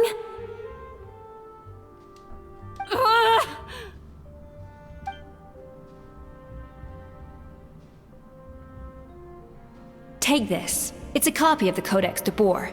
From now on, you will be its keeper. Don't listen to the doubters. If I say you can do it, then you can do it. Even if you don't believe in yourself, at least believe in me. Hey, did you hear me? Once I'm gone, the restaurant is all yours.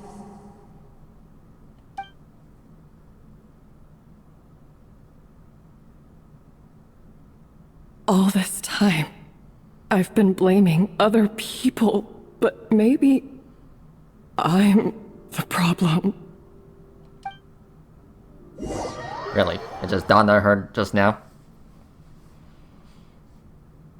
I sincerely apologize for putting everyone out. Savannah's awake now, but I don't think she's ready to speak to anyone yet. Let's give her the day to calm down. I'm sure you'll have the chance to talk everything out tomorrow. Alright. In that case, I'll go and update Ma and his family. I wonder what he'll make of all this. So, we'll come back tomorrow then. That was a long day. I think I've earned myself a sweet treat when I get back home. Oh, nice! Macarons? Or are you gonna switch it up this time?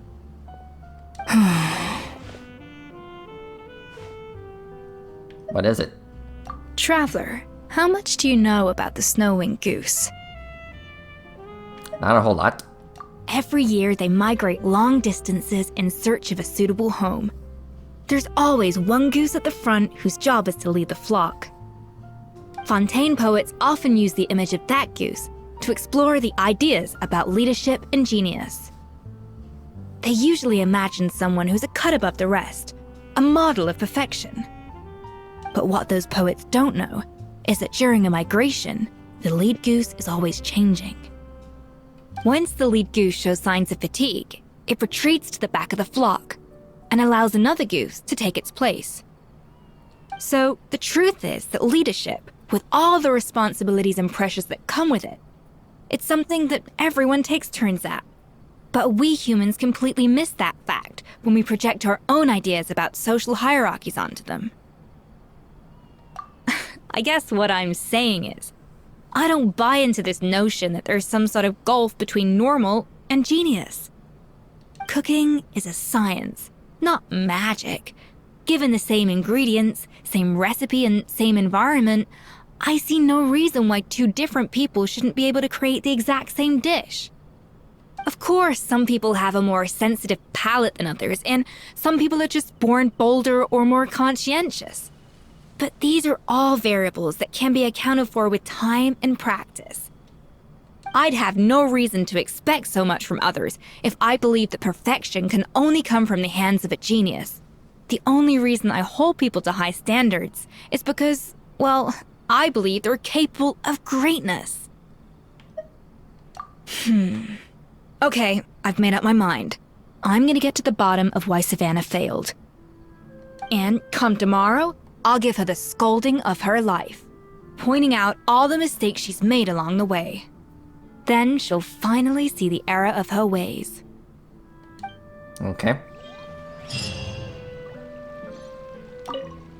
Thank you for your words of encouragement. I'm gonna head to the Hotel de Boer and spend the night investigating. I guess I'll see you tomorrow. Yep. See you tomorrow. Genius? Calling someone a genius is just another way of saying I'm too lazy to figure out how I need to improve. It's a defeatist attitude and I won't stand for it. Alright. Tomorrow at 5. Let's see here. Well, I guess tomorrow at 6, but whatever.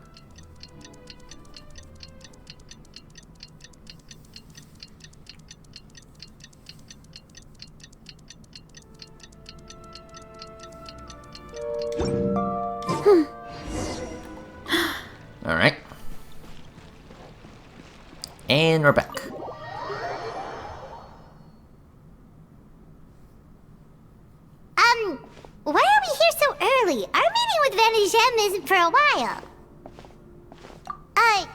Check on her? Why? What happened? Nope.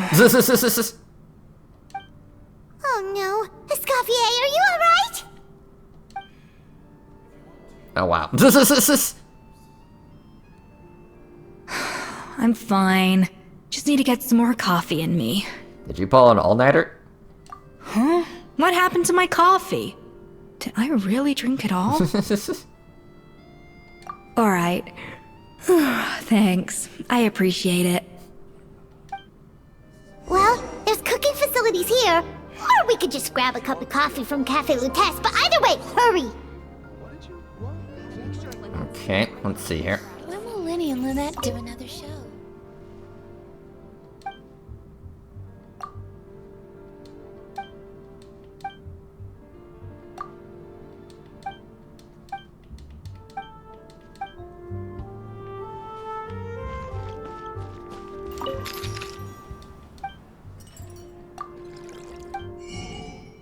And let's see here.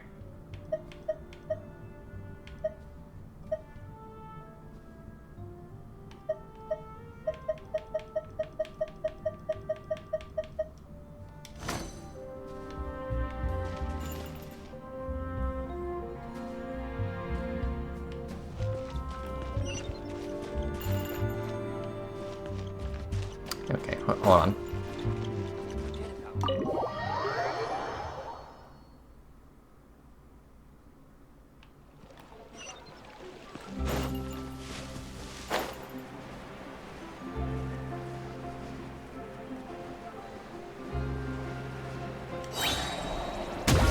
Hey, hello. Hello, what can I get for you? I need coffee stat. Sure thing, we're here to go. To go. Huh? Oh, I see. First cup of the season. Yeah, I get it. Young people these days do love their little surprises.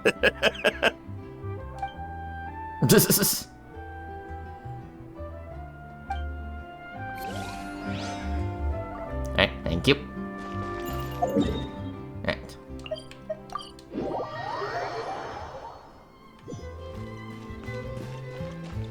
Submit a dish containing coffee beans optional, okay.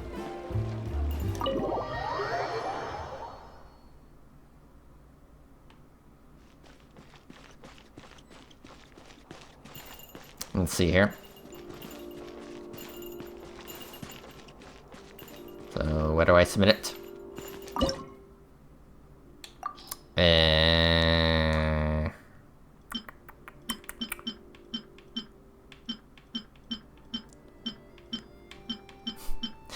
Yeah, like, this is the problem with having so many food options, is that you don't really quite know what's in it. Unless you, like, you know, you're a master, yeah, you're a master at this.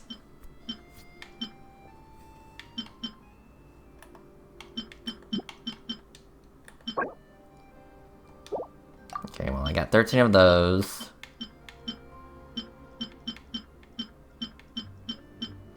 Yeah, whatever. I mean, it is optional. Let's see here. Coffee. Need coffee.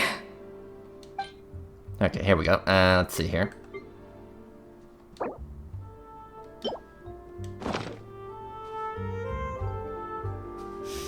I smell coffee. I feel much better now. Thank you so much, Traveler and Paimon. No problem. Glad to hear it, but make sure to catch up in your sleep when you get the chance. So about the investigation. I think I figured out where the problem lies. Honestly, it's ridiculous.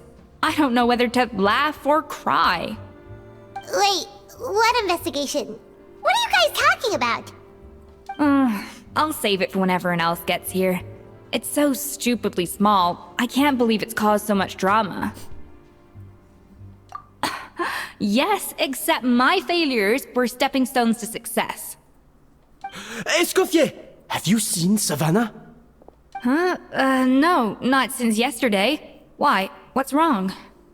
After seeing her home yesterday, we were all a little concerned about how she was doing. So, I dropped by her place early this morning to check on her. Only to find an empty house with the doors wide open. Huh? I left Alphonse and the others to keep watch at her home, while I checked the Hôtel de Bord. I'm worried something bad might have happened. If she's not here, then where could she be? Boss, Escoffier! Bad news! Alphonse? You're supposed to be keeping watch at Savannah's house. We were, but then, just after you left, we found this stuff in her house. Oh, looks like a map with a bunch of random places circled. What does it mean? Wait a second. This feels familiar. I'm sure these places are all connected somehow. Of course, from the Codex. They're all places that Modeste explored on his adventures. Yeah, but I don't understand. The adventure logs in the Codex are too fragmented to be of any use. How come this map shows all the missing details? The Codex de Bord? Then, this place marked in red out at sea. Could that be the fabled birthplace of Gâteau de Bord? Seriously? So now she set her sights on finding the original recipe and beating Escoffier that way? Geez, Savannah. Anything to overcome a Gâteau plateau, huh? Ugh, idiot! Does she have a death wish? Those ruins are thousands of years old. Hold on, there's more. Besides the map, we also found these letters. Yeah, TLDR. It was you. You let the Lumaline through, didn't you? It sounds like a threat letter. Does this mean that Savannah was responsible for the safety incident? And not Monica after all? Retrieve the Codex by any means necessary. So the cooking contest and the cheating. Someone else was behind her pulling the strings? She's keeping the true recipe to herself. Ugh, this is all such a mess. Paimon needs a second to process this. Or like 10. First, we thought that Savannah forced Monica to cheat in the cooking contest. But now, it turns out that someone else forced Savannah to force Monica to cheat?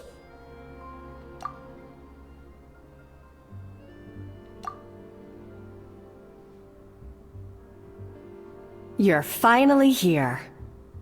Of course. I should have put two and two together as soon as I read your threat letter. The food safety incident, the demand for a cooking contest, the instruction to blackmail Monica. Even the suggestion that Escoffier was keeping secrets from me. It was all part of your grand plan, wasn't it, Monica? Monica! Dun dun dun! She was a true sus one.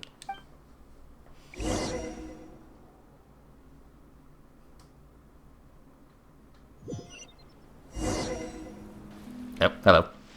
We should be getting close to the spot marked on the map. Of all the stupid things she's done, this really takes the cake. The moment we find her, I'm gonna curse the living daylights out of her. Okay, let's go. It's been a while since I've been swimming.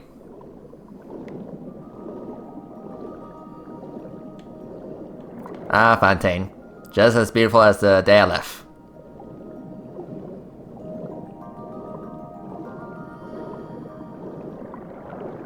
Okay. I'm guessing it's gonna be a domain.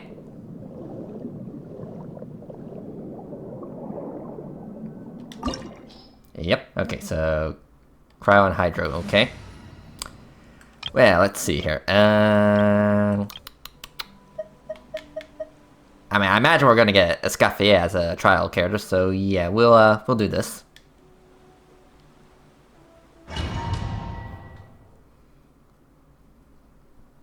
Yeah, kind of figured. Alright, cool. Mm-hmm. Oh, wow. Yeah, very pretty. It's kind of like an aquarium. Of course, there's a bit of a leak. Oop.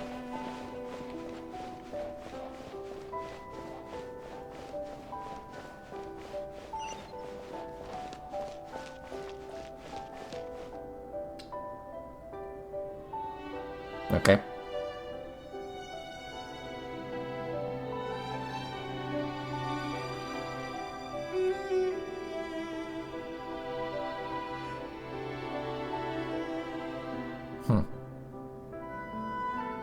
Whoa!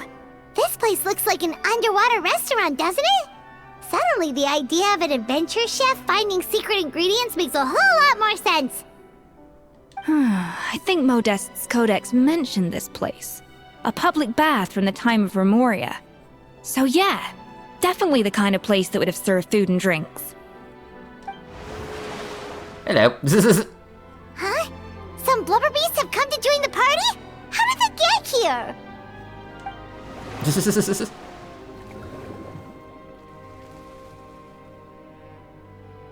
Aw, they ran off! That could be easier said than done. Something's blocking the entrance. Well, did Modeste mention it in his adventure logs by any chance? They must have gotten through somehow. Good point. Yes, that's right. It's coming back to me now. We prepared a banquet for our shy little guests, and as the food flowed away on the current, they broke into a joyous chorus, and the path opened to us. We have to feed the blubber beasts? With what? There's nothing here besides rocks, romaritime flowers, and lumitoile. See, this is why you should always bring snacks. You never know when you're gonna need them. Now we have to head all the way back to shore and grab some. There's no time for that. Romaritime flowers and lumitoile will have to do. They may not look appetizing to us, but who knows? They could be blubber beast delicacies. Wait, we're seriously gonna try this? I mean, why not?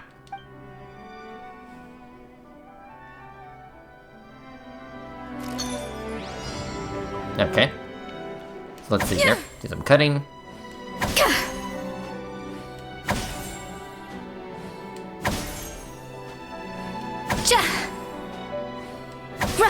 Okay. A little amuse-bouche.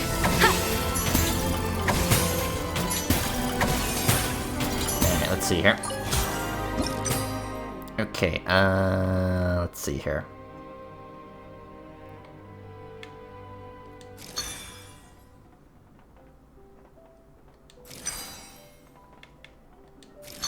There you go.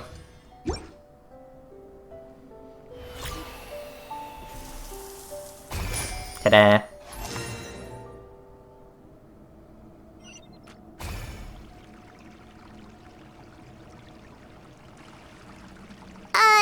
Blubber beasts or not, are we sure this stuff is edible? Trust me, they'll love it. Oh, good question. If we try to put them in the pool, we'll probably just scare them off again, and who knows how long they'll be gone. Yes, we can't afford to wait for them to double back. What was it that Modeste said again? Something about the food flowing away on the current. Yeah, basically the stream. Kind of like a conveyor belt. Yeah, however you pronounce it.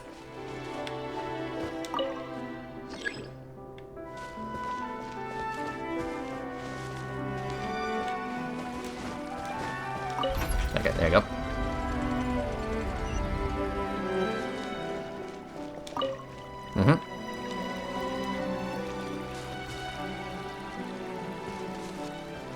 So there it goes. Whee! Okay. Nom nom nom nom nom. Wow, it's really singing! It must taste better than Paimon thought! Alright, well that's one. Okay. And we gotta make a second one. Yeah. Yeah. The tracks turned back again. Oh, so annoying. I guess it's on a timer. Frosting.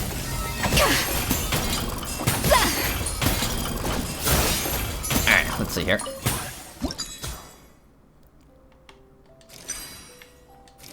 There you go, easy.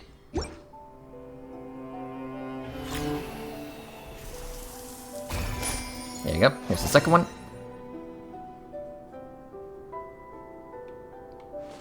Alright, let's see here. Rotate.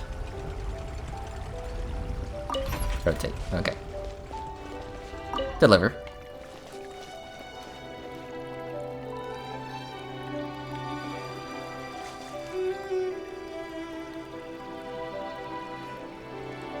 Bon appetit.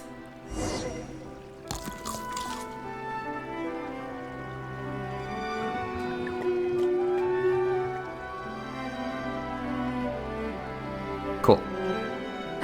Hey, it's open! Alright. Oh.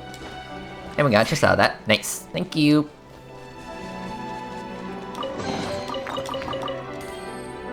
Alright. Let's go.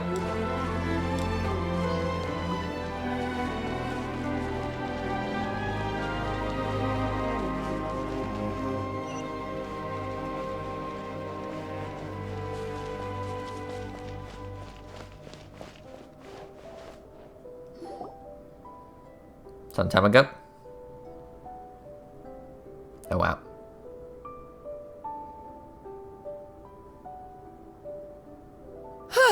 Hey, give me your water. Here. I said your water, the one you just drank out of? Sure.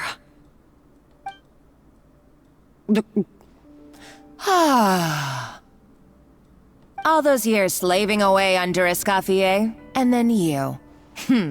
Today, it's finally paying off. Not only have I found the ruin that Savelli kept hidden, but I also get to boss you around like my little lapdog. Hey, go scout ahead for me. If we need to do any more blast tunneling, I want to know where to lay the explosives. You got explosives? Did you not hear me? Get going. Why don't you do it yourself? Oh, when did you learn to fight back? You're always so compliant when I give you instructions by letter. That's because you threatened to expose me for the Lumiline incident. I swear, if I'd known what you were planning, I'd never have... Ha! Don't be so self-righteous. Admit it, you've always been jealous of Escoffier. That's why you lapped up everything I told you. You were terrified of her finding out about your part in the Lumiline incident, and you resented the way her reputation hung over you. So you jumped at the chance to convince yourself that she was the villain, that she deliberately hid her secret recipes from you just to hold you back. It was the only excuse you needed to justify getting back at her. First, idolization, then jealousy, suspicion, and self-deception. That's what this comes down to. It was the same story with Savelli and my ancestor. He offered Modeste his friendship only to murder him out of vanity. He promised to explore the world with him, only to later destroy all records of their adventures. It's a miracle I even found this place. You have no idea the countless hours I spent piecing it all together. So you see, you're no better than Savelli. If you can't beat him, betray him, right? I am no Savelli, nor will I ever be. Oh, put a lid on it. You really think you can absolve yourself of your vindictive and jealous behavior now? Just because you finally realize that Escoffier never kept any secrets from you? You didn't show any remorse when she left, or in the cooking contest. Why start now? You have no right to redemption. You're right. I don't deserve her forgiveness. But I am done being bullied into submission by you! Ooh, feisty. But you should watch your tone. Talking to me like that could get you in big trouble. I somehow doubt that. Since I poisoned both our water bottles. What? Ever since I learned the truth, I've been biding my time, waiting for this moment. You've played me like a fiddle for so long, and now this is payback! But you drank it too! It's what we both deserve. This is the price we must pay for betraying Escoffier. You'll die here with me, Monica! You.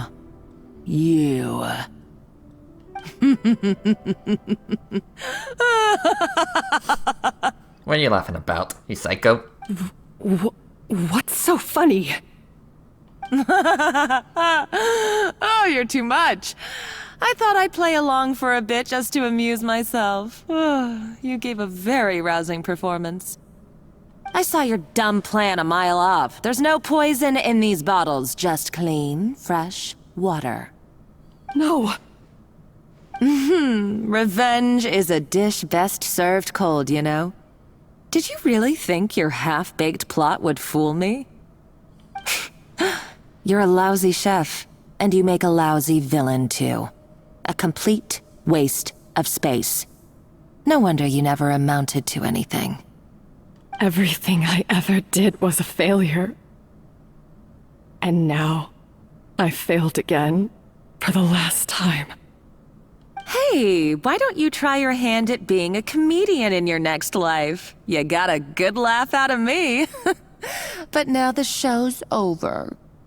You should have just done like I asked, Savannah. All I wanted you to do was scout the ruins for me. Oh. But you had your chance, and now it's time to say goodbye.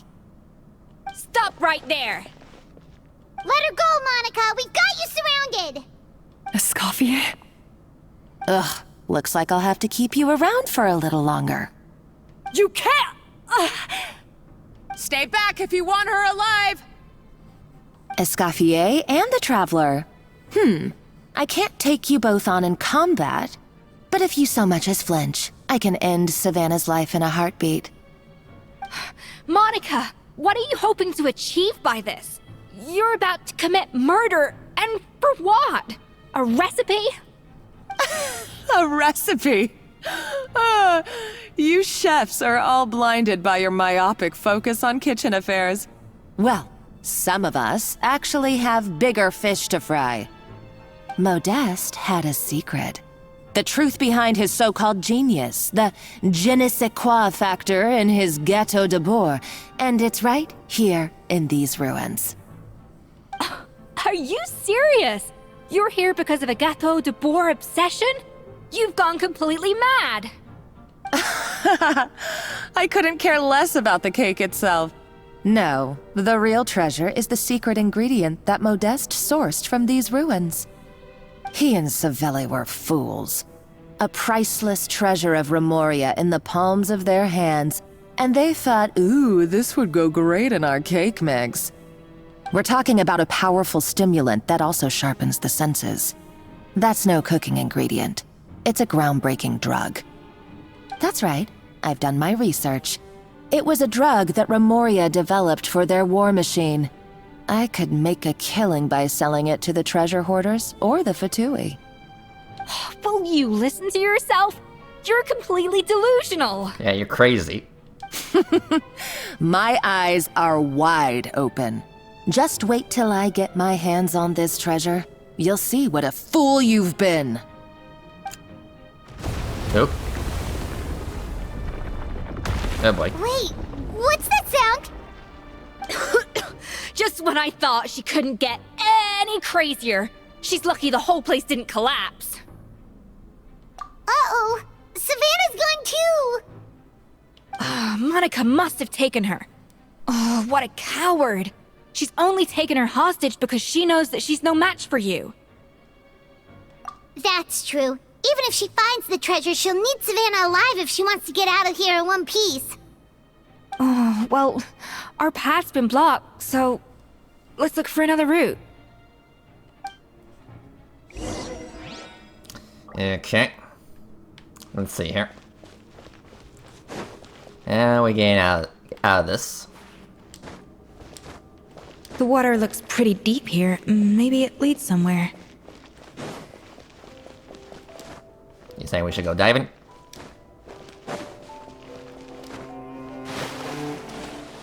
Okay, yeah. Down here. Okay. Some jellyfish.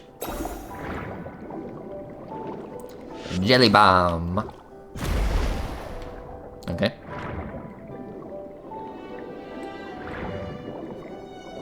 Chest. Yeah, don't mind me.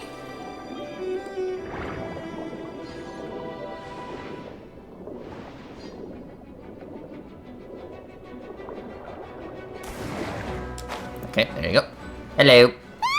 Golems! How are they still mobile? They were probably awakened by the explosion just now. Alright, Knife Skills 101. Time for some rough chopping. Alright, let's do this. Let the world come alive! Be sanctified. Yeah, get hosed. Okay. Cool.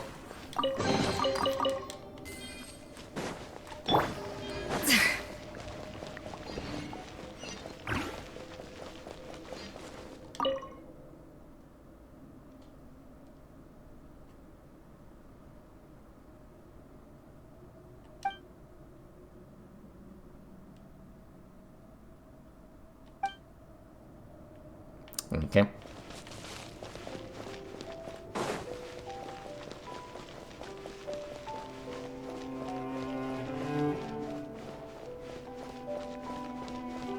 Another door? Guess we need to prepare another feast for our guests. Okay.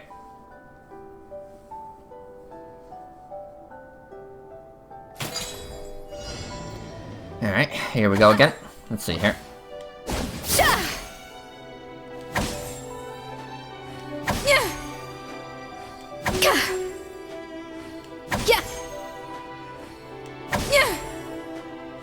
I just need 2. Guess they're not gonna give me a 2, okay. Off to Whatever. the freezer!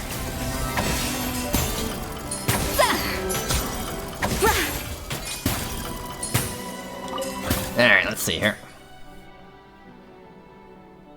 Okay.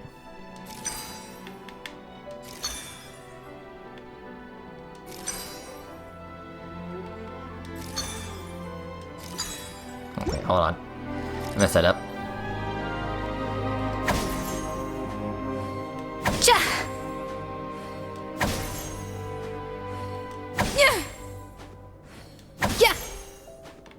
Alright, let's see here.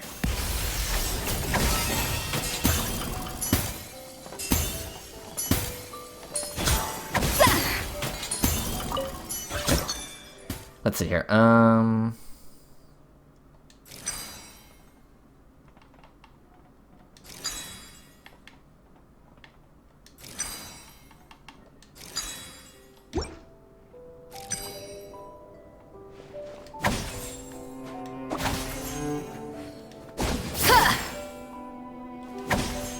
Okay.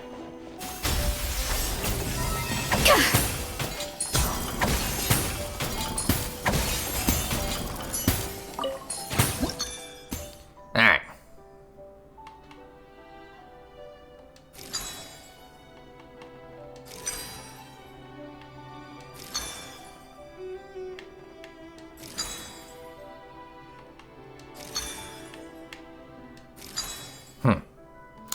Okay, apparently my math is all over the place.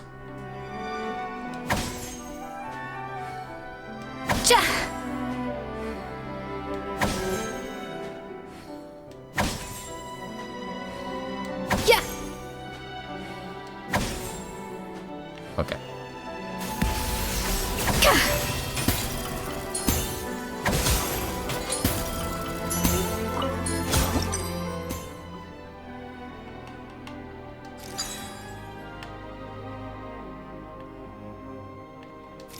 There you go. Okay.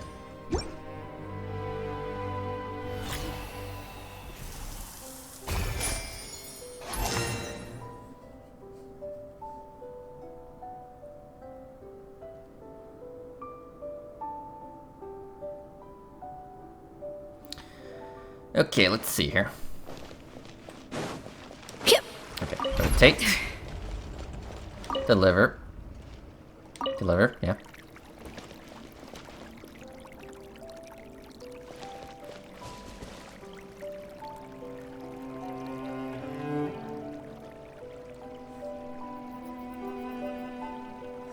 There, that's one. It seems to really like the texture of Rome maritime flowers.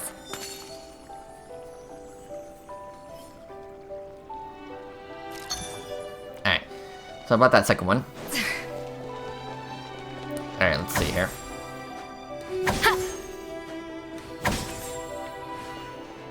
A dash of frosting! Yeah!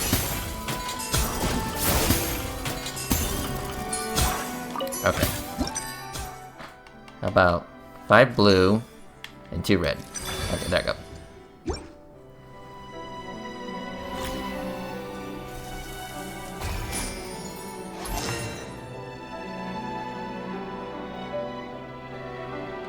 Alright, let's see here. Okay, rotate. Rotate, okay. Let's see here. Okay, hold on.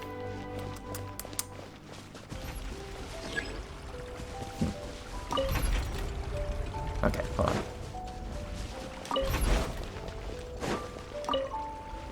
Okay, there you go.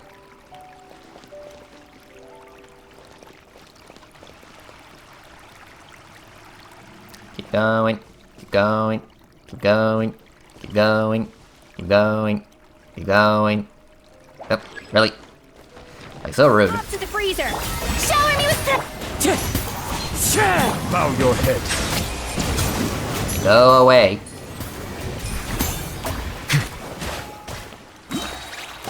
Okay. And stop. I never knew you could process Lumitwol like that. Alright, I've got to jot this down. Lumitwols and maritime flowers. This could open the door to a whole new world. Yep, that's literally the plan. Wait, hold on. Which door are you talking about? I think she was talking metaphorically speaking.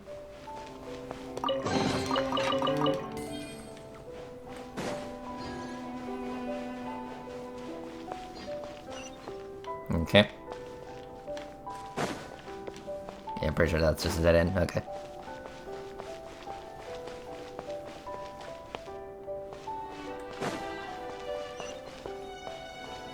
Okay.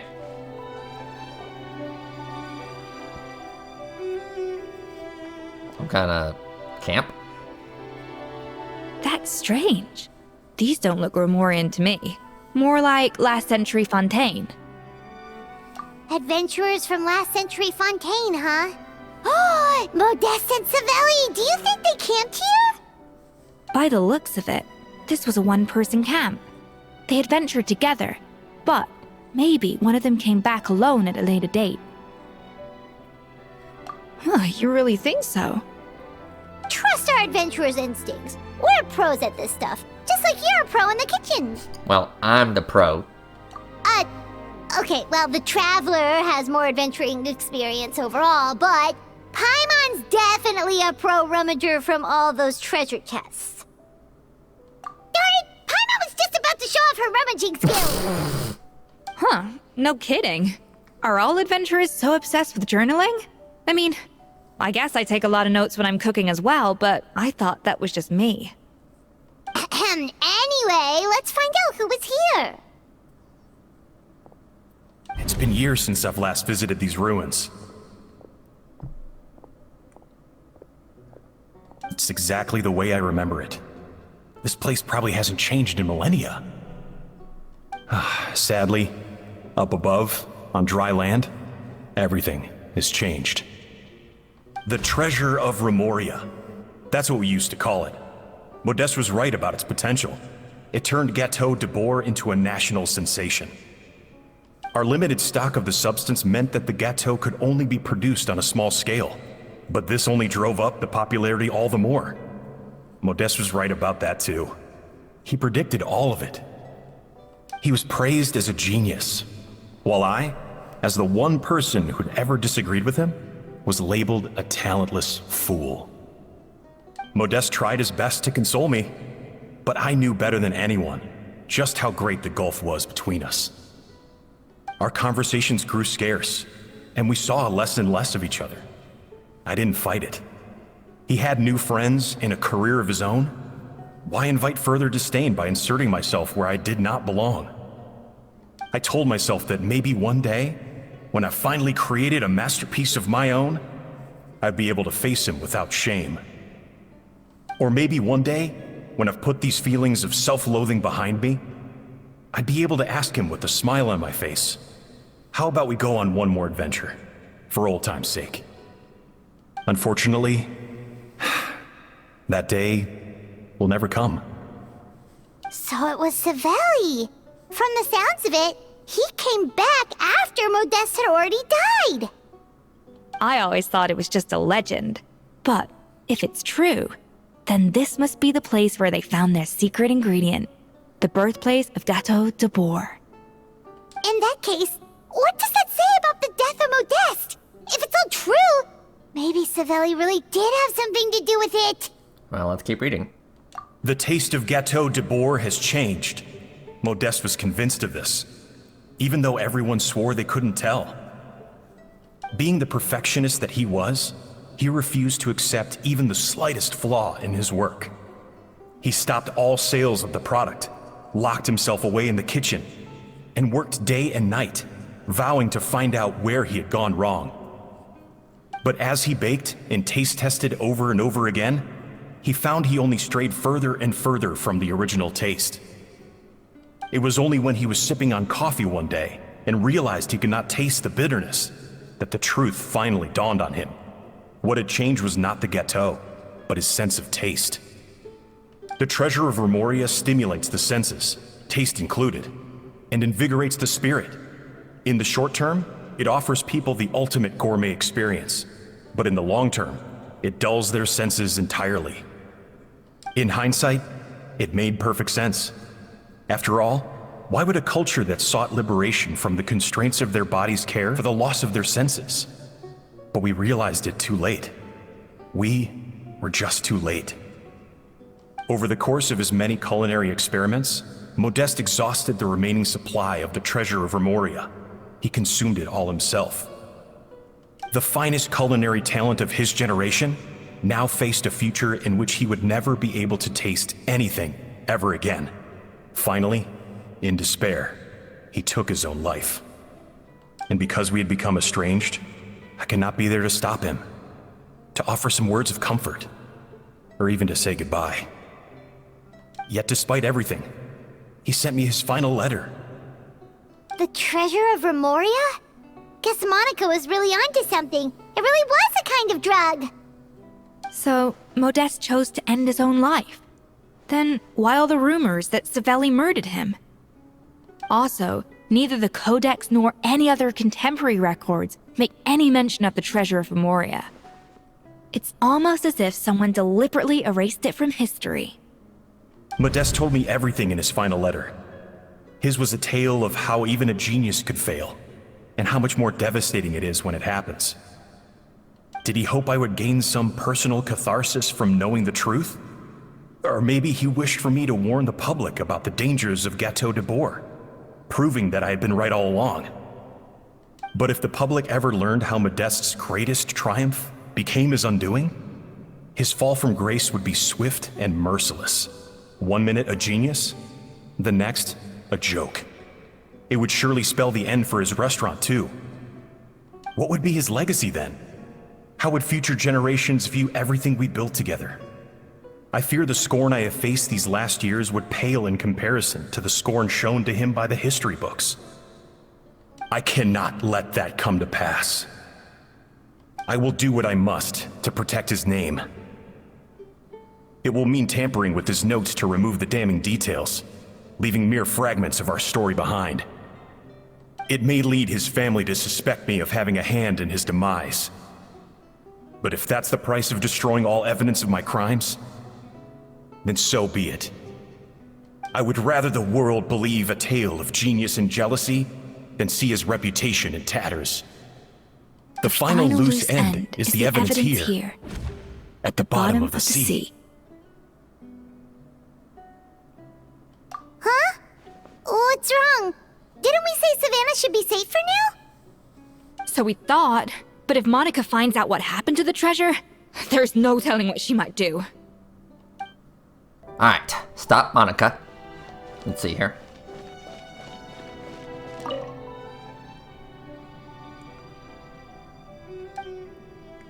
Yeah, the only reason why I'm bothering you to do this is because, well, you know, I'm probably not gonna come here anytime soon. You know, because, you know, it's kind of a one-time thing.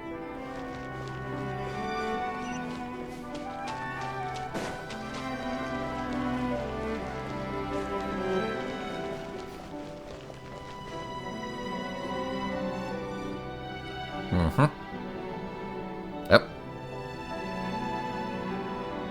Shoot. The treasure of Remoria. I have found you at last. Savelli, you tried your best to bury the truth, but you underestimated the children of Modeste. Some fragments of his diary escaped your clutches, and we have held on to them for generations. But I have to thank you too, Savannah. Without your help retrieving the codex, and with it the last piece of the puzzle, I may never have found this place. But now, finally, the secret to Remoria's military might is within my grasp. The treasure of Remoria is mine! Oh. It's empty. It's empty? It's fucking empty. Monica? Oh, we were seconds too late. Escoffier? What's the deal with that jar? Savelli's final act! He wanted to conceal the secret of the treasure forevermore and make sure it would never harm anyone again. So he came here after his friend's death and destroyed every last shred that remained. This can't be happening. All the years I spent piecing together the truth. All my painstaking planning. All that for an empty jar? Yep. Monica, don't do anything stupid. This ruin is more dangerous than you realize. Oh, shut your pie hole! Ow. Praise be to Lord Remus. Okay, yeah, the golems are pissed. You barbarian shall be slain. Oop. She's a nutcase! A liability to herself and everyone else. Well, now it's up to us to clean up the mess she's made. Take these golems out. Yeah, what happened to her? Did she die? The tides beckon. Okay. Ah! Why is this place still shaking? Either way, it's all her fault. Yeah. Enough chit-chat. Let's get out of here, Traveler Escoffier, come on! Okay, I'm coming. Oh. Oh, no you don't. If I can't get what I want, neither will any of you. I've got nothing to show for my life's work so far. But if I can take another so-called genius down with me in my final moment, then it was all worth it. You're a psycho! Oop. Okay. Savannah? Oh, when did you wake up? I may be a lousy chef, but it looks like I'm not a complete waste of space. Traveler? Okay, let's go! Yeah, we need to get out of here.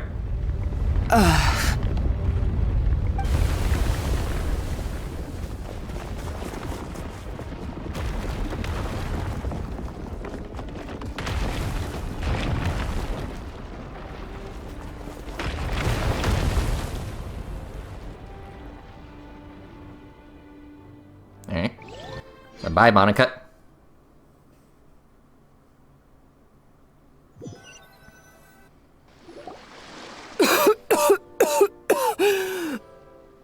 Escoffier!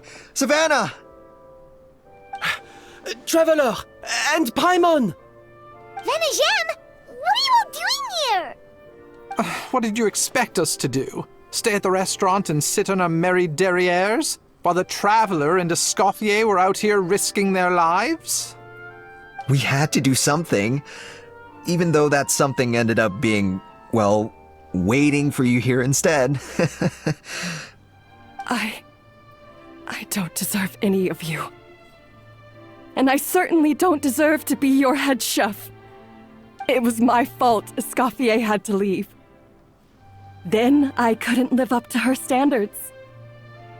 I acted like a tyrant in the kitchen. And now I almost got myself killed. Come back, Escoffier. Come and be our head chef again. I'll never be able to replace you. Okay, so everything I said to you the day I left, it just went in one ear and out the other? Huh? Sorry, I was kinda in my own head at the time. All I could think about was the Lumiline situation.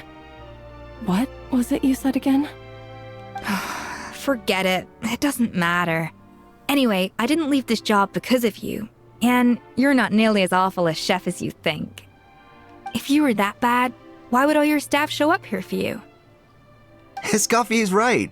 Sure, you nitpick our work and get us to do things over a lot. But when it comes down to it, you're the one who's always doing whatever it takes to make sure the customers get served on time, every time. Things were pretty rough after Escoffier left, and Savannah's the only reason we've been able to make it through. Our customers know that Escoffier doesn't work for us anymore. But the fact is, they keep coming back. If that's not an endorsement of your work, I don't know what is. At the end of the day, we're all human, and we all make mistakes. All we can do is recognize where we get it wrong and do our best to improve. That's all that's humanly possible. No, I get what you're saying, but what I did to Firmont and to Escoffier, it's unforgivable. Well, about that, there's someone else here to see you, Chef. It's been a while, Chef Savannah. Firmont? I'm so sorry. I put far too much pressure on you. And the way I stubbornly refused to go and see you after you fell ill. There's no excuse. But I'm too late, aren't I? The damage is done. I heard that you can't even hold a kitchen knife anymore. Actually, I think I'm going to be just fine. Huh? We thought Firmin's problem was purely psychological in nature. But after the threat letter came to light, it got Firmin thinking. And then he remembered the tea that Monica used to give him every night. And as it turns out, she was lacing it with Lumiline the whole time. No way! Doesn't that cause nerve damage? It can. High doses pose a risk of serious nervous and sensory complications. But if you calculate the dosage carefully, you can control the extent of its effects. A small dose might simply make a person more emotional, whether that means more fragile or more hot-tempered. No wonder it seemed like you'd lost your edge. I asked my friends at the Fontaine Research Institute about it. They said that with the low dose I was taking, the risks are pretty small. They also fixed me up with some meds and said I should recover in no time. Well, that's what happens when you give someone a little bit of hope to cling on to. There's more. We believe that Firmin was likely not Monica's only victim. You mean she poisoned me too? Oh, so that's why Savannah's been so irritable this whole time. Let's not be too quick to blame everything on the Lumiline. That stuff can only amplify what's already there. So tasty food will seem like the most delicious thing in the world, while food you don't particularly care for will become utterly revolting. So you better make sure you reflect on your behavior and apologize to every single person you've wronged. I will. I'm sorry. There's still one question that's really bugging me. Why is it that no matter what I do, my Gâteau de Bourg never tastes the same as yours? Is it just I mean, is it because you're a genius and I'm not? It's because the heating element in your oven is broken, you silly goose. What? Is that it? I felt like something was off during the cooking contest. Once I got around to checking all the equipment, I noticed it right away. There was a half-degree discrepancy between the temperature setting and the actual temperature. All the ovens in the whole kitchen had the same problem, which confused me at the time, but by this point, it's pretty obvious that Monica must have tampered with them. I would have figured it out the day of the bake-off, since the issue affected both our teams. But of course, Monica sabotaged mine so that could never happen. No. I spent so long trying to find out where I was going wrong, and then you pinpoint the problem in just one night? It all comes back to one simple, undeniable truth. You're a genius, and I'm just plain old Savannah.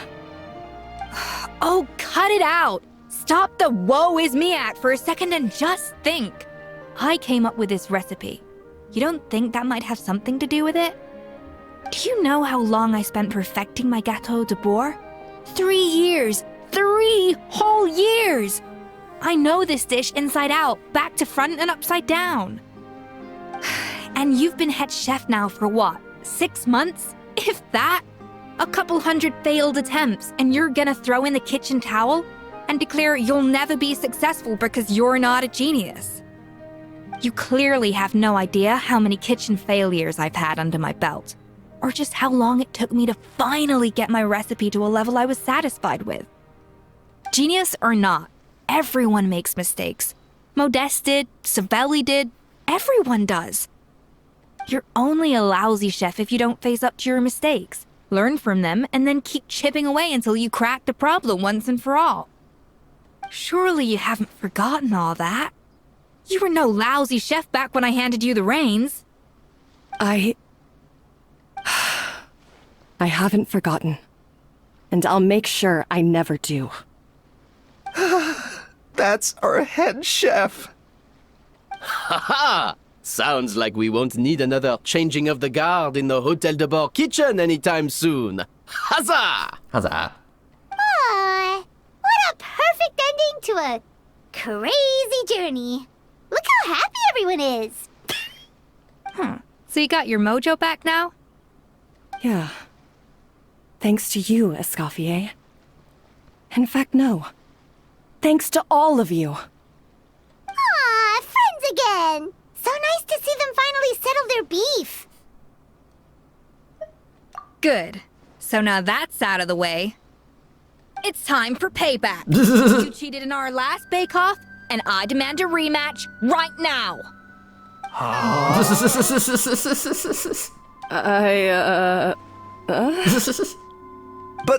But that was mostly Monica's fault, wasn't it? Right. And also, does it have to be right now? Savannah's only just got her mojo back, and you barely escaped from a death trap. No excuses. This is a cooking contest between 2 top chefs, and nothing will stand in its way. So grab your spatula and get ready, because this rematch is happening today, right now, this instant. Hey, so, this whole time you were salty about losing?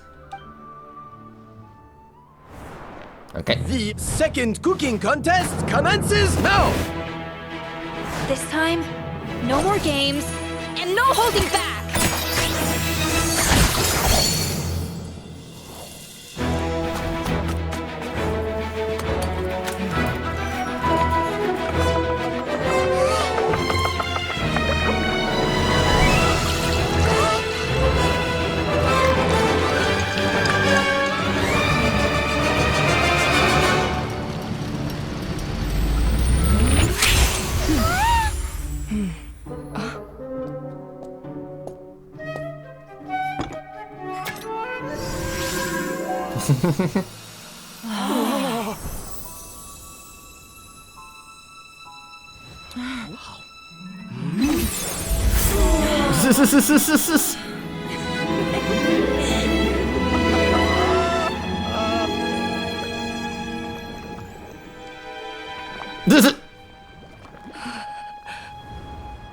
I feel like I don't have the right to be here.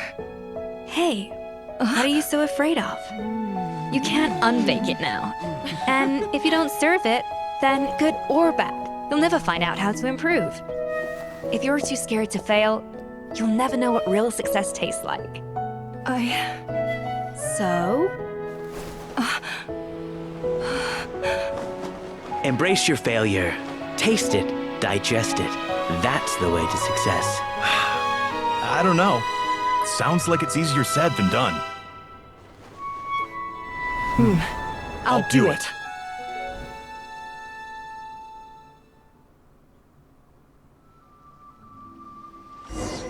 All right.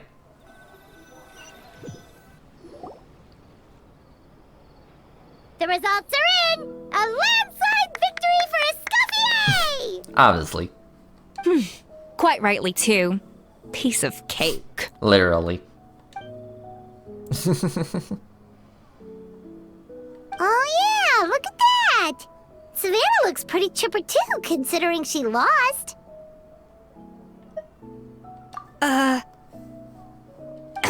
Now, where were we? Yes. Do you have any more questions for me after everything that's happened? What are your plans?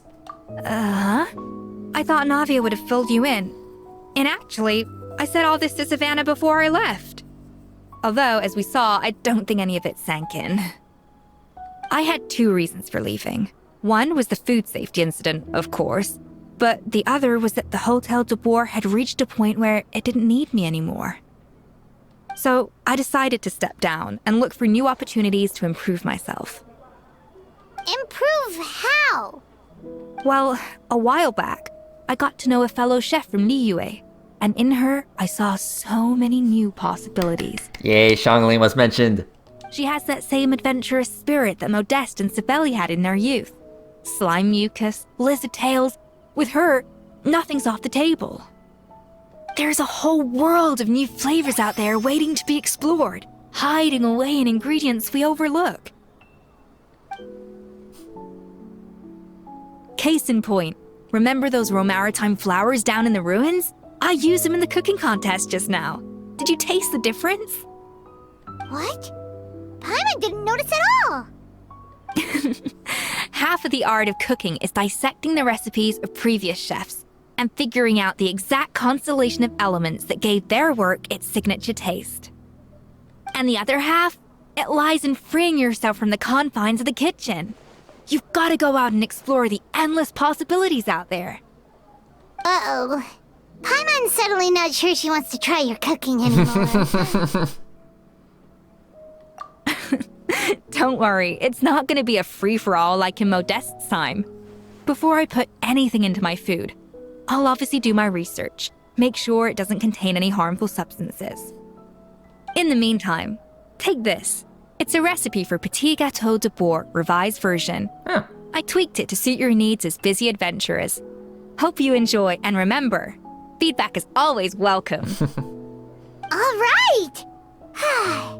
So, do you ever see yourself returning to Hotel de Boer? Oh, of course. I've already promised Vanishem that I'll come back every once in a while to make sure the quality of the food remains at an acceptable level. You know, Paimon's still a little disappointed that we never got to see the treasure of Remoria. Surely Monica wouldn't have gotten drawn in so deeply if it wasn't for all the mystery surrounding the original Gâteau de Boer. She practically dedicated her life to finding the lost pieces of Modeste's diary, then went to all that trouble to infiltrate the Hotel de Boer. And in the end, it was all for nothing. Since you mentioned the treasure, between Modeste's writings and what we saw in those ruins, I think I may have figured out the truth.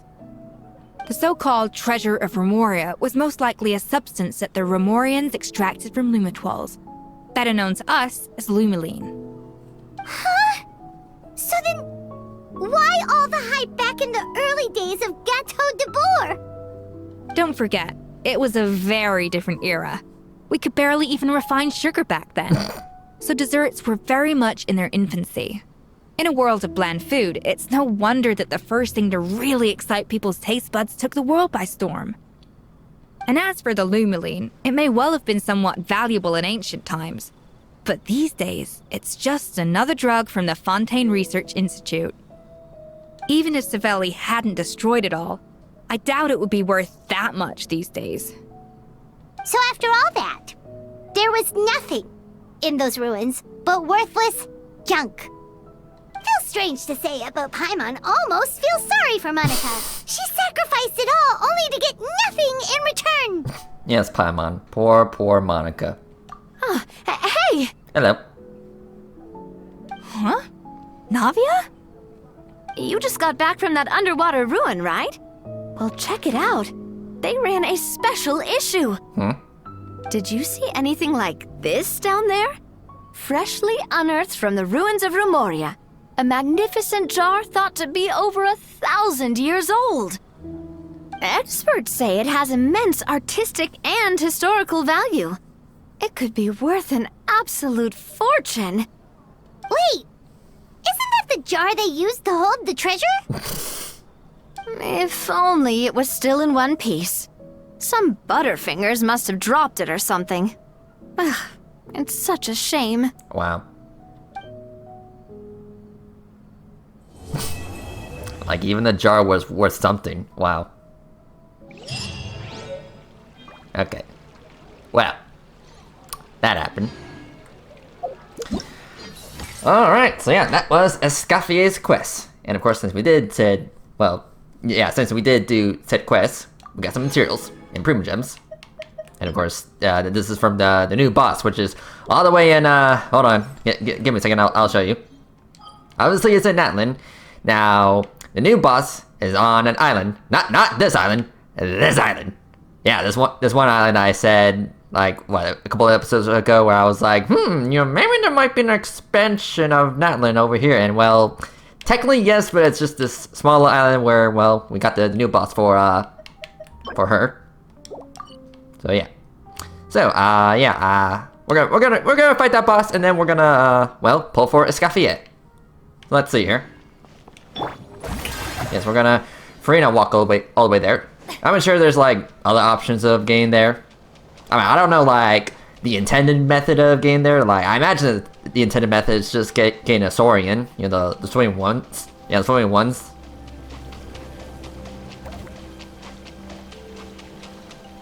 Shower me with praise. But the Farina Jesus walk will do.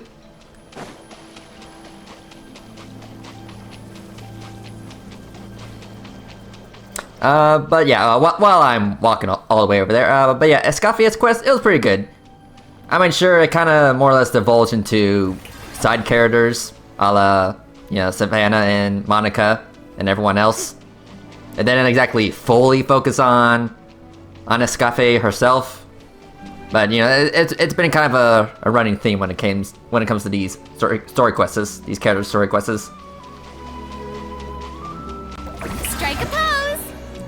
I mean, there are some videos out there where people do point out this thing. Yeah, there were plenty of YouTubers out there that pointed out this thing. How it's supposed to be this specific character's quest, but again, there's just a lot of side characters that mostly take up most of the quests. But of course, there are still some exceptional good ones that do focus on the character in question. But, I still enjoy the quests.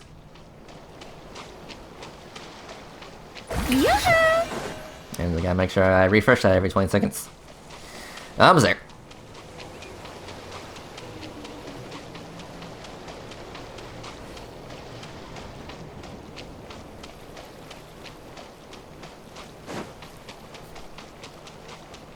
Like, is there a faster way of getting to this island? I mean, if there is, I don't know. Anyway, so the waypoint should be around here.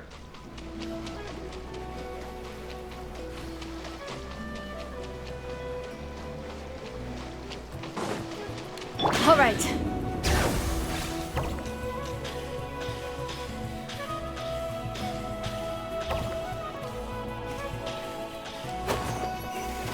there you are. Alright, cool. And yep, there's the boss. So I heard that you want to, like, apply cryo on it. Yeah, I do have almost 90 resin. Alright, so let's see here.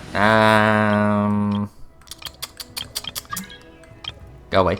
I'm thinking. Let's see here. Witness my magnificence! Whatever you need. Yeah, we'll do something like this. Alright. So let's fight it, and then we'll pull for Escaffier.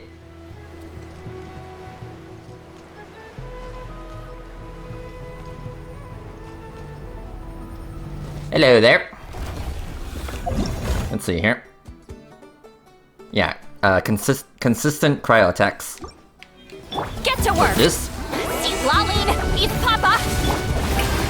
Clouds high, the birds calm. Stay cool, face your guilt. Yeah, chill. Yeah, it has been a while since I actually used Risley.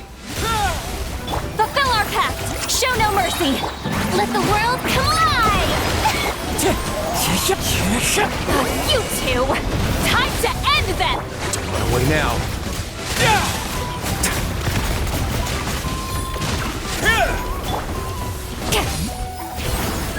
Wind Strider. Have a safe trip. Yeah, I'm trying. Let's begin. Time to improvise. Fallen leaves, adorn my night. Never Yep. again. Sorry, Kazuha. Lightning echoing song! Suffer the wrath of Eastleaf! Okay, yeah, hold on. I'm gonna feed my characters. Let's see here.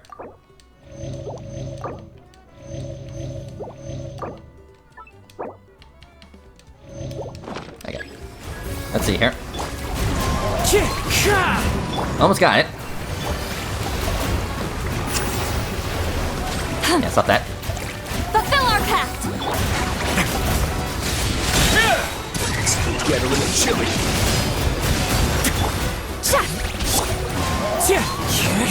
Yoo-hoo! Time to shine! Okay, switch to healing.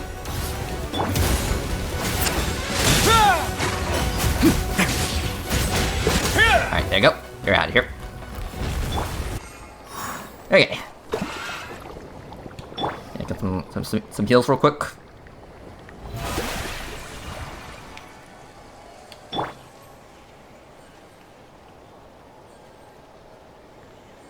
Okay. Then we're gonna go to my EXP team.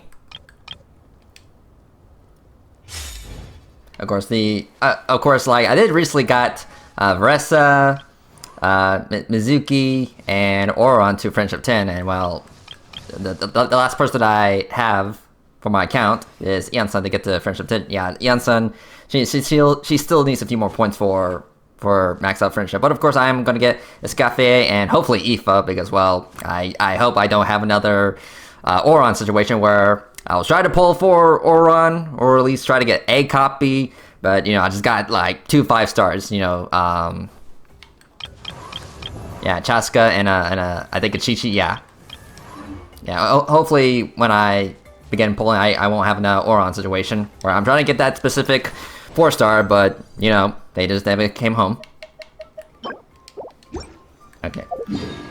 So, cool. So obviously I'm gonna fight that boss, you know, over and over again on my own time. But yeah, let's head back to the stadium, and then we'll pull, and we're gonna do some wishing. All right. So let's see here. Wish. Yep, there she is. Escaffier with well, obviously Layla, Oron, and Aoife. So yeah, pretty cool. And as you can see, hold on, shop. Yeah, 570. So I am well over prepared for a worst case scenario, and yeah, a majority of those fates were from my my C6 episode of Veressa. So yeah, and of course I'm just going for one copy of Escoffier. Or who knows, maybe I might get a double. Yeah, a double. You know, that could potentially happen, but that's, I don't know. I don't exactly see that happening because, yeah. But yeah, we're just looking for one copy. Again, I'm not too crazy over her. Like the only reason why I did C6 Versa because she was a bombshell. Like, yeah, Escoffier, she's cute, she's sexy, but it's gonna take more than this to win me over to C6 and a character. But regardless, we're gonna get at least one copy, and hopefully we can at least get one copy of Aoife, or else we're gonna have an Oron situation, which by the way he is also on this banner. But yeah, let's switch. First 10. Okay. So let's see here. Can we get at least one Aoife?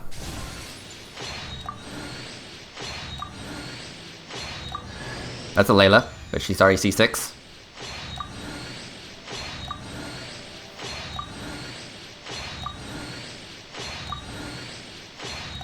Okay.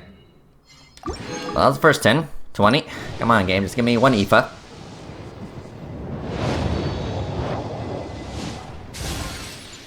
Aoife. Aoife. Aoife. That's an Oron. Okay.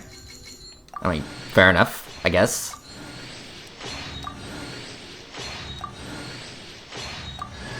And another Oron. Wow. Okay. Okay.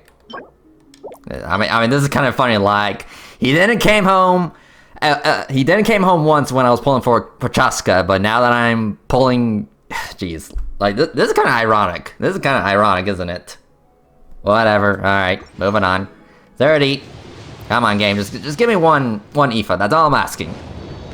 Like, I really don't want to have another situation like this where I'm pulling for a 5-star character that also has a 4-star character included. Yeah. Come on, just give me my Aoife. Oron! Seriously.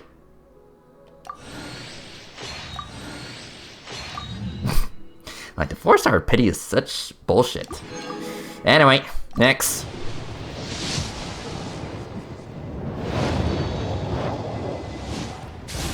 Come on, Aoife.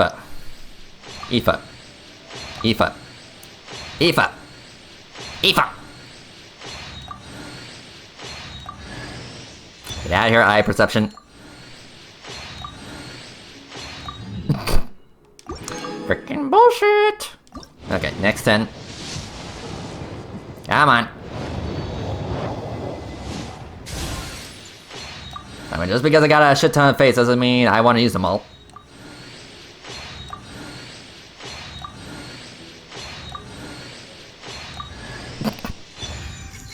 I think I'm gonna C6 Oron before I even get a copy of Aoife. Like, what the fuck?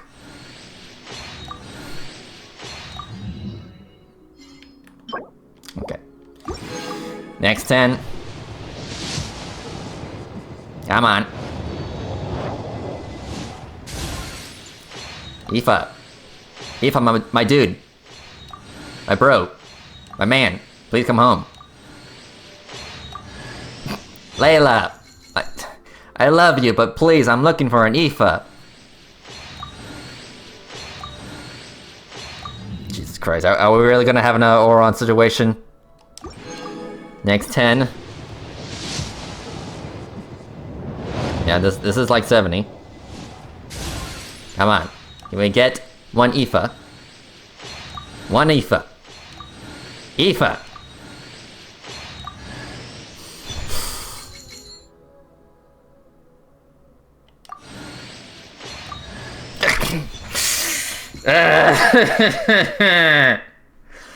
Why is it so hard to get a specific 4-star character? Like, how is it that we can guarantee at least one 5-star character within 180 pulls, but not a 4-star?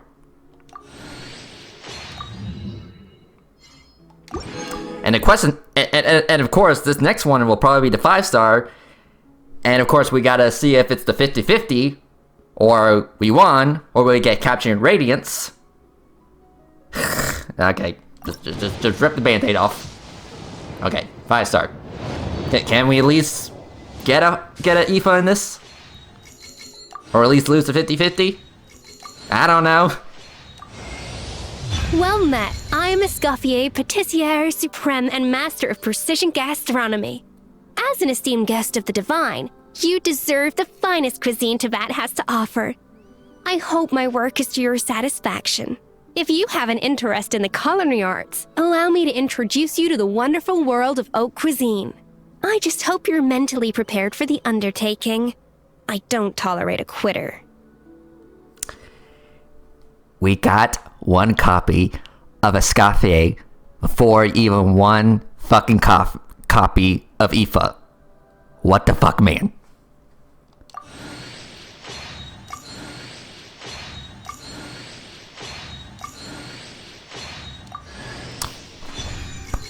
Charlotte! You're not even on the banner! Like, I love you and all, but...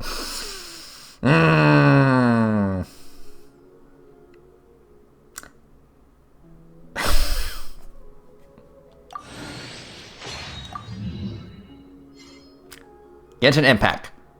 You are a fun game. Like, there are times I do love you as a video game, but there are other times where I'm just pissed off at you.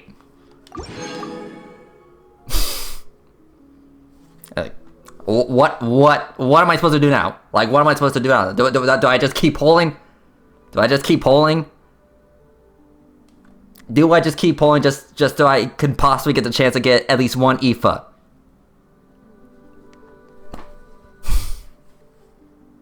Fine. Are you kidding me, man? Can I at least lose a 50-50 on this one? So I can at least spend my guarantee on the next 5-star? Can I at least get an Aoife in this? Okay, thank you. But can I at least see an Aoife? Thank you! Hey there, I'm Aoife, a Sorrow vet from the Flower Feather Clan. You've probably heard some things about me already, but it's all good. Whatever impression you have of me, I say let's wipe the slate clean and just get to know each other. Oh yeah, then there's this little dude. That's Kakuku, my assistant. Sorrow vet in a different sense of the word, I guess. I hope the two of you will get along. Nice to meet you, bro. Nice to meet you too, bros.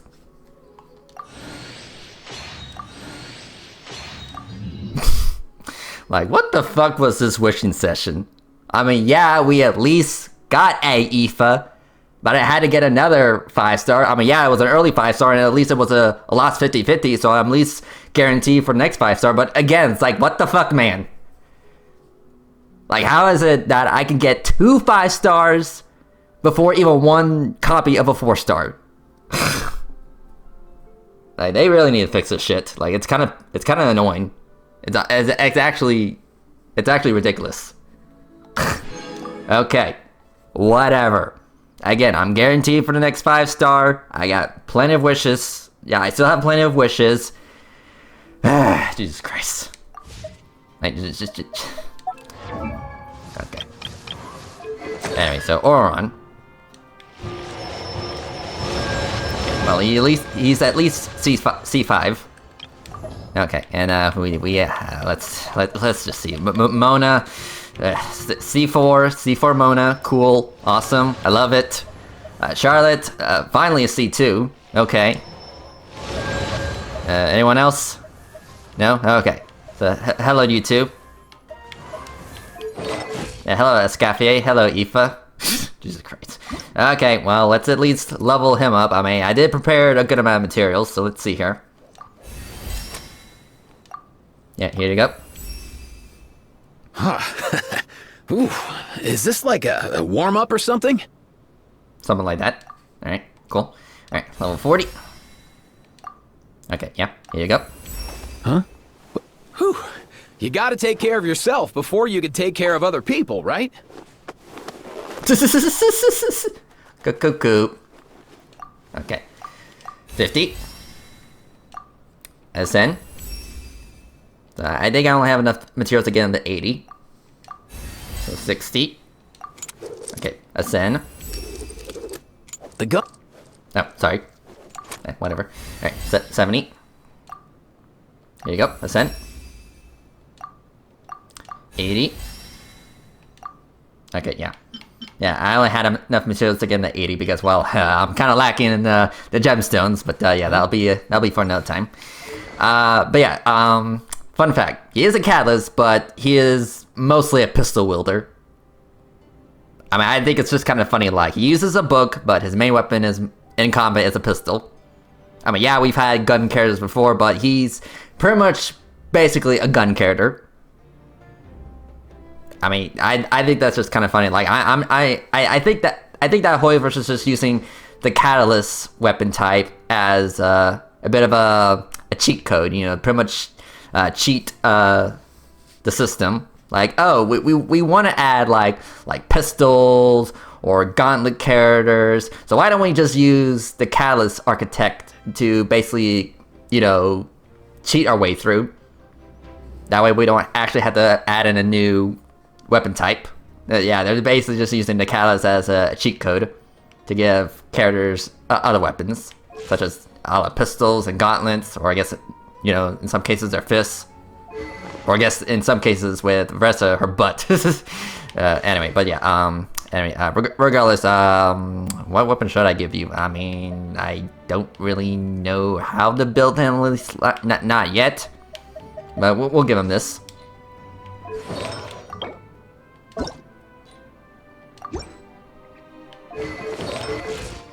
Also, yeah, get my fates. Yeah, I do have 73, so that's pretty close to getting a 5-star for the standard.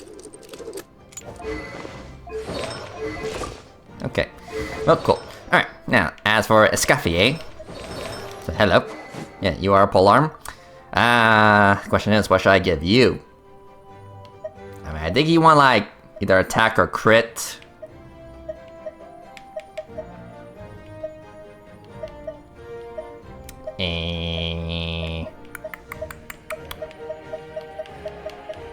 Or an energy recharge, I don't know.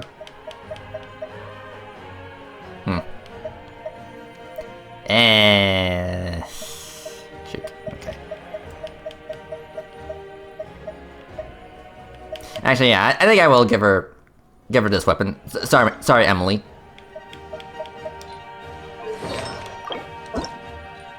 Okay, yeah, hold on. I was working on a Golden Troop set, and I think Chung Yun is holding onto them.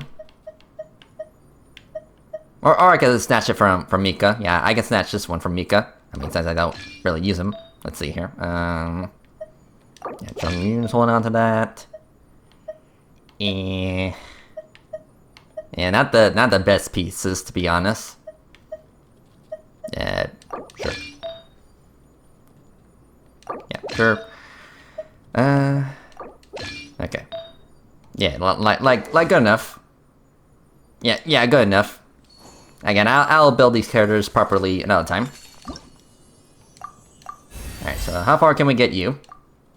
I think we can only get you up to the 60.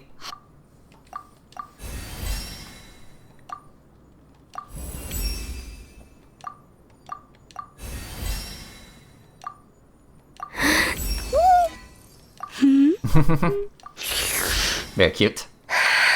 Okay. Yeah. It's like 10 out of 10. But yeah, I'm definitely gonna be farming her boss, you know, off screen. Alright.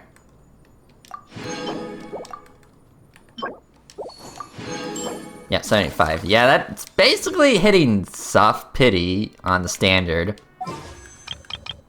Okay, so what's my history on standard? Yeah, give me a second. Okay, yeah, I am definitely 0 on the standard banner pity, so should I throw in these 75? I mean, I kind of do want to wait until I get like 80, 85. I mean, I know I said like I would get at least up to 80, 90 to pull on this. Yeah, I think I'll save. Yeah, I think I'll save until I get a little bit more to at least somewhat guaranteed a 5-star. Yeah, I think I'll just wait for now. But yeah, I'm definitely gonna keep on. I'm definitely gonna keep my Vressa pick as well. Yeah, I'm basically a Vressa main. I mean, you can see right there, #1 Vressa Simp, fight me. All right, well, I think I'm gonna end it right here. So everyone, this was Escaffier's story quest, and of course we pulled her and got Aoife, and yeah, that wishing session was it was wild. I mean, it was just a huge roller coaster of emotions. But yeah, we at least got the characters we wanted. So yeah, but everyone, thank you for watching, and I will see you when I do the event and some other content that I have in mind. So yeah, but until then, I'll see you guys next time. Later.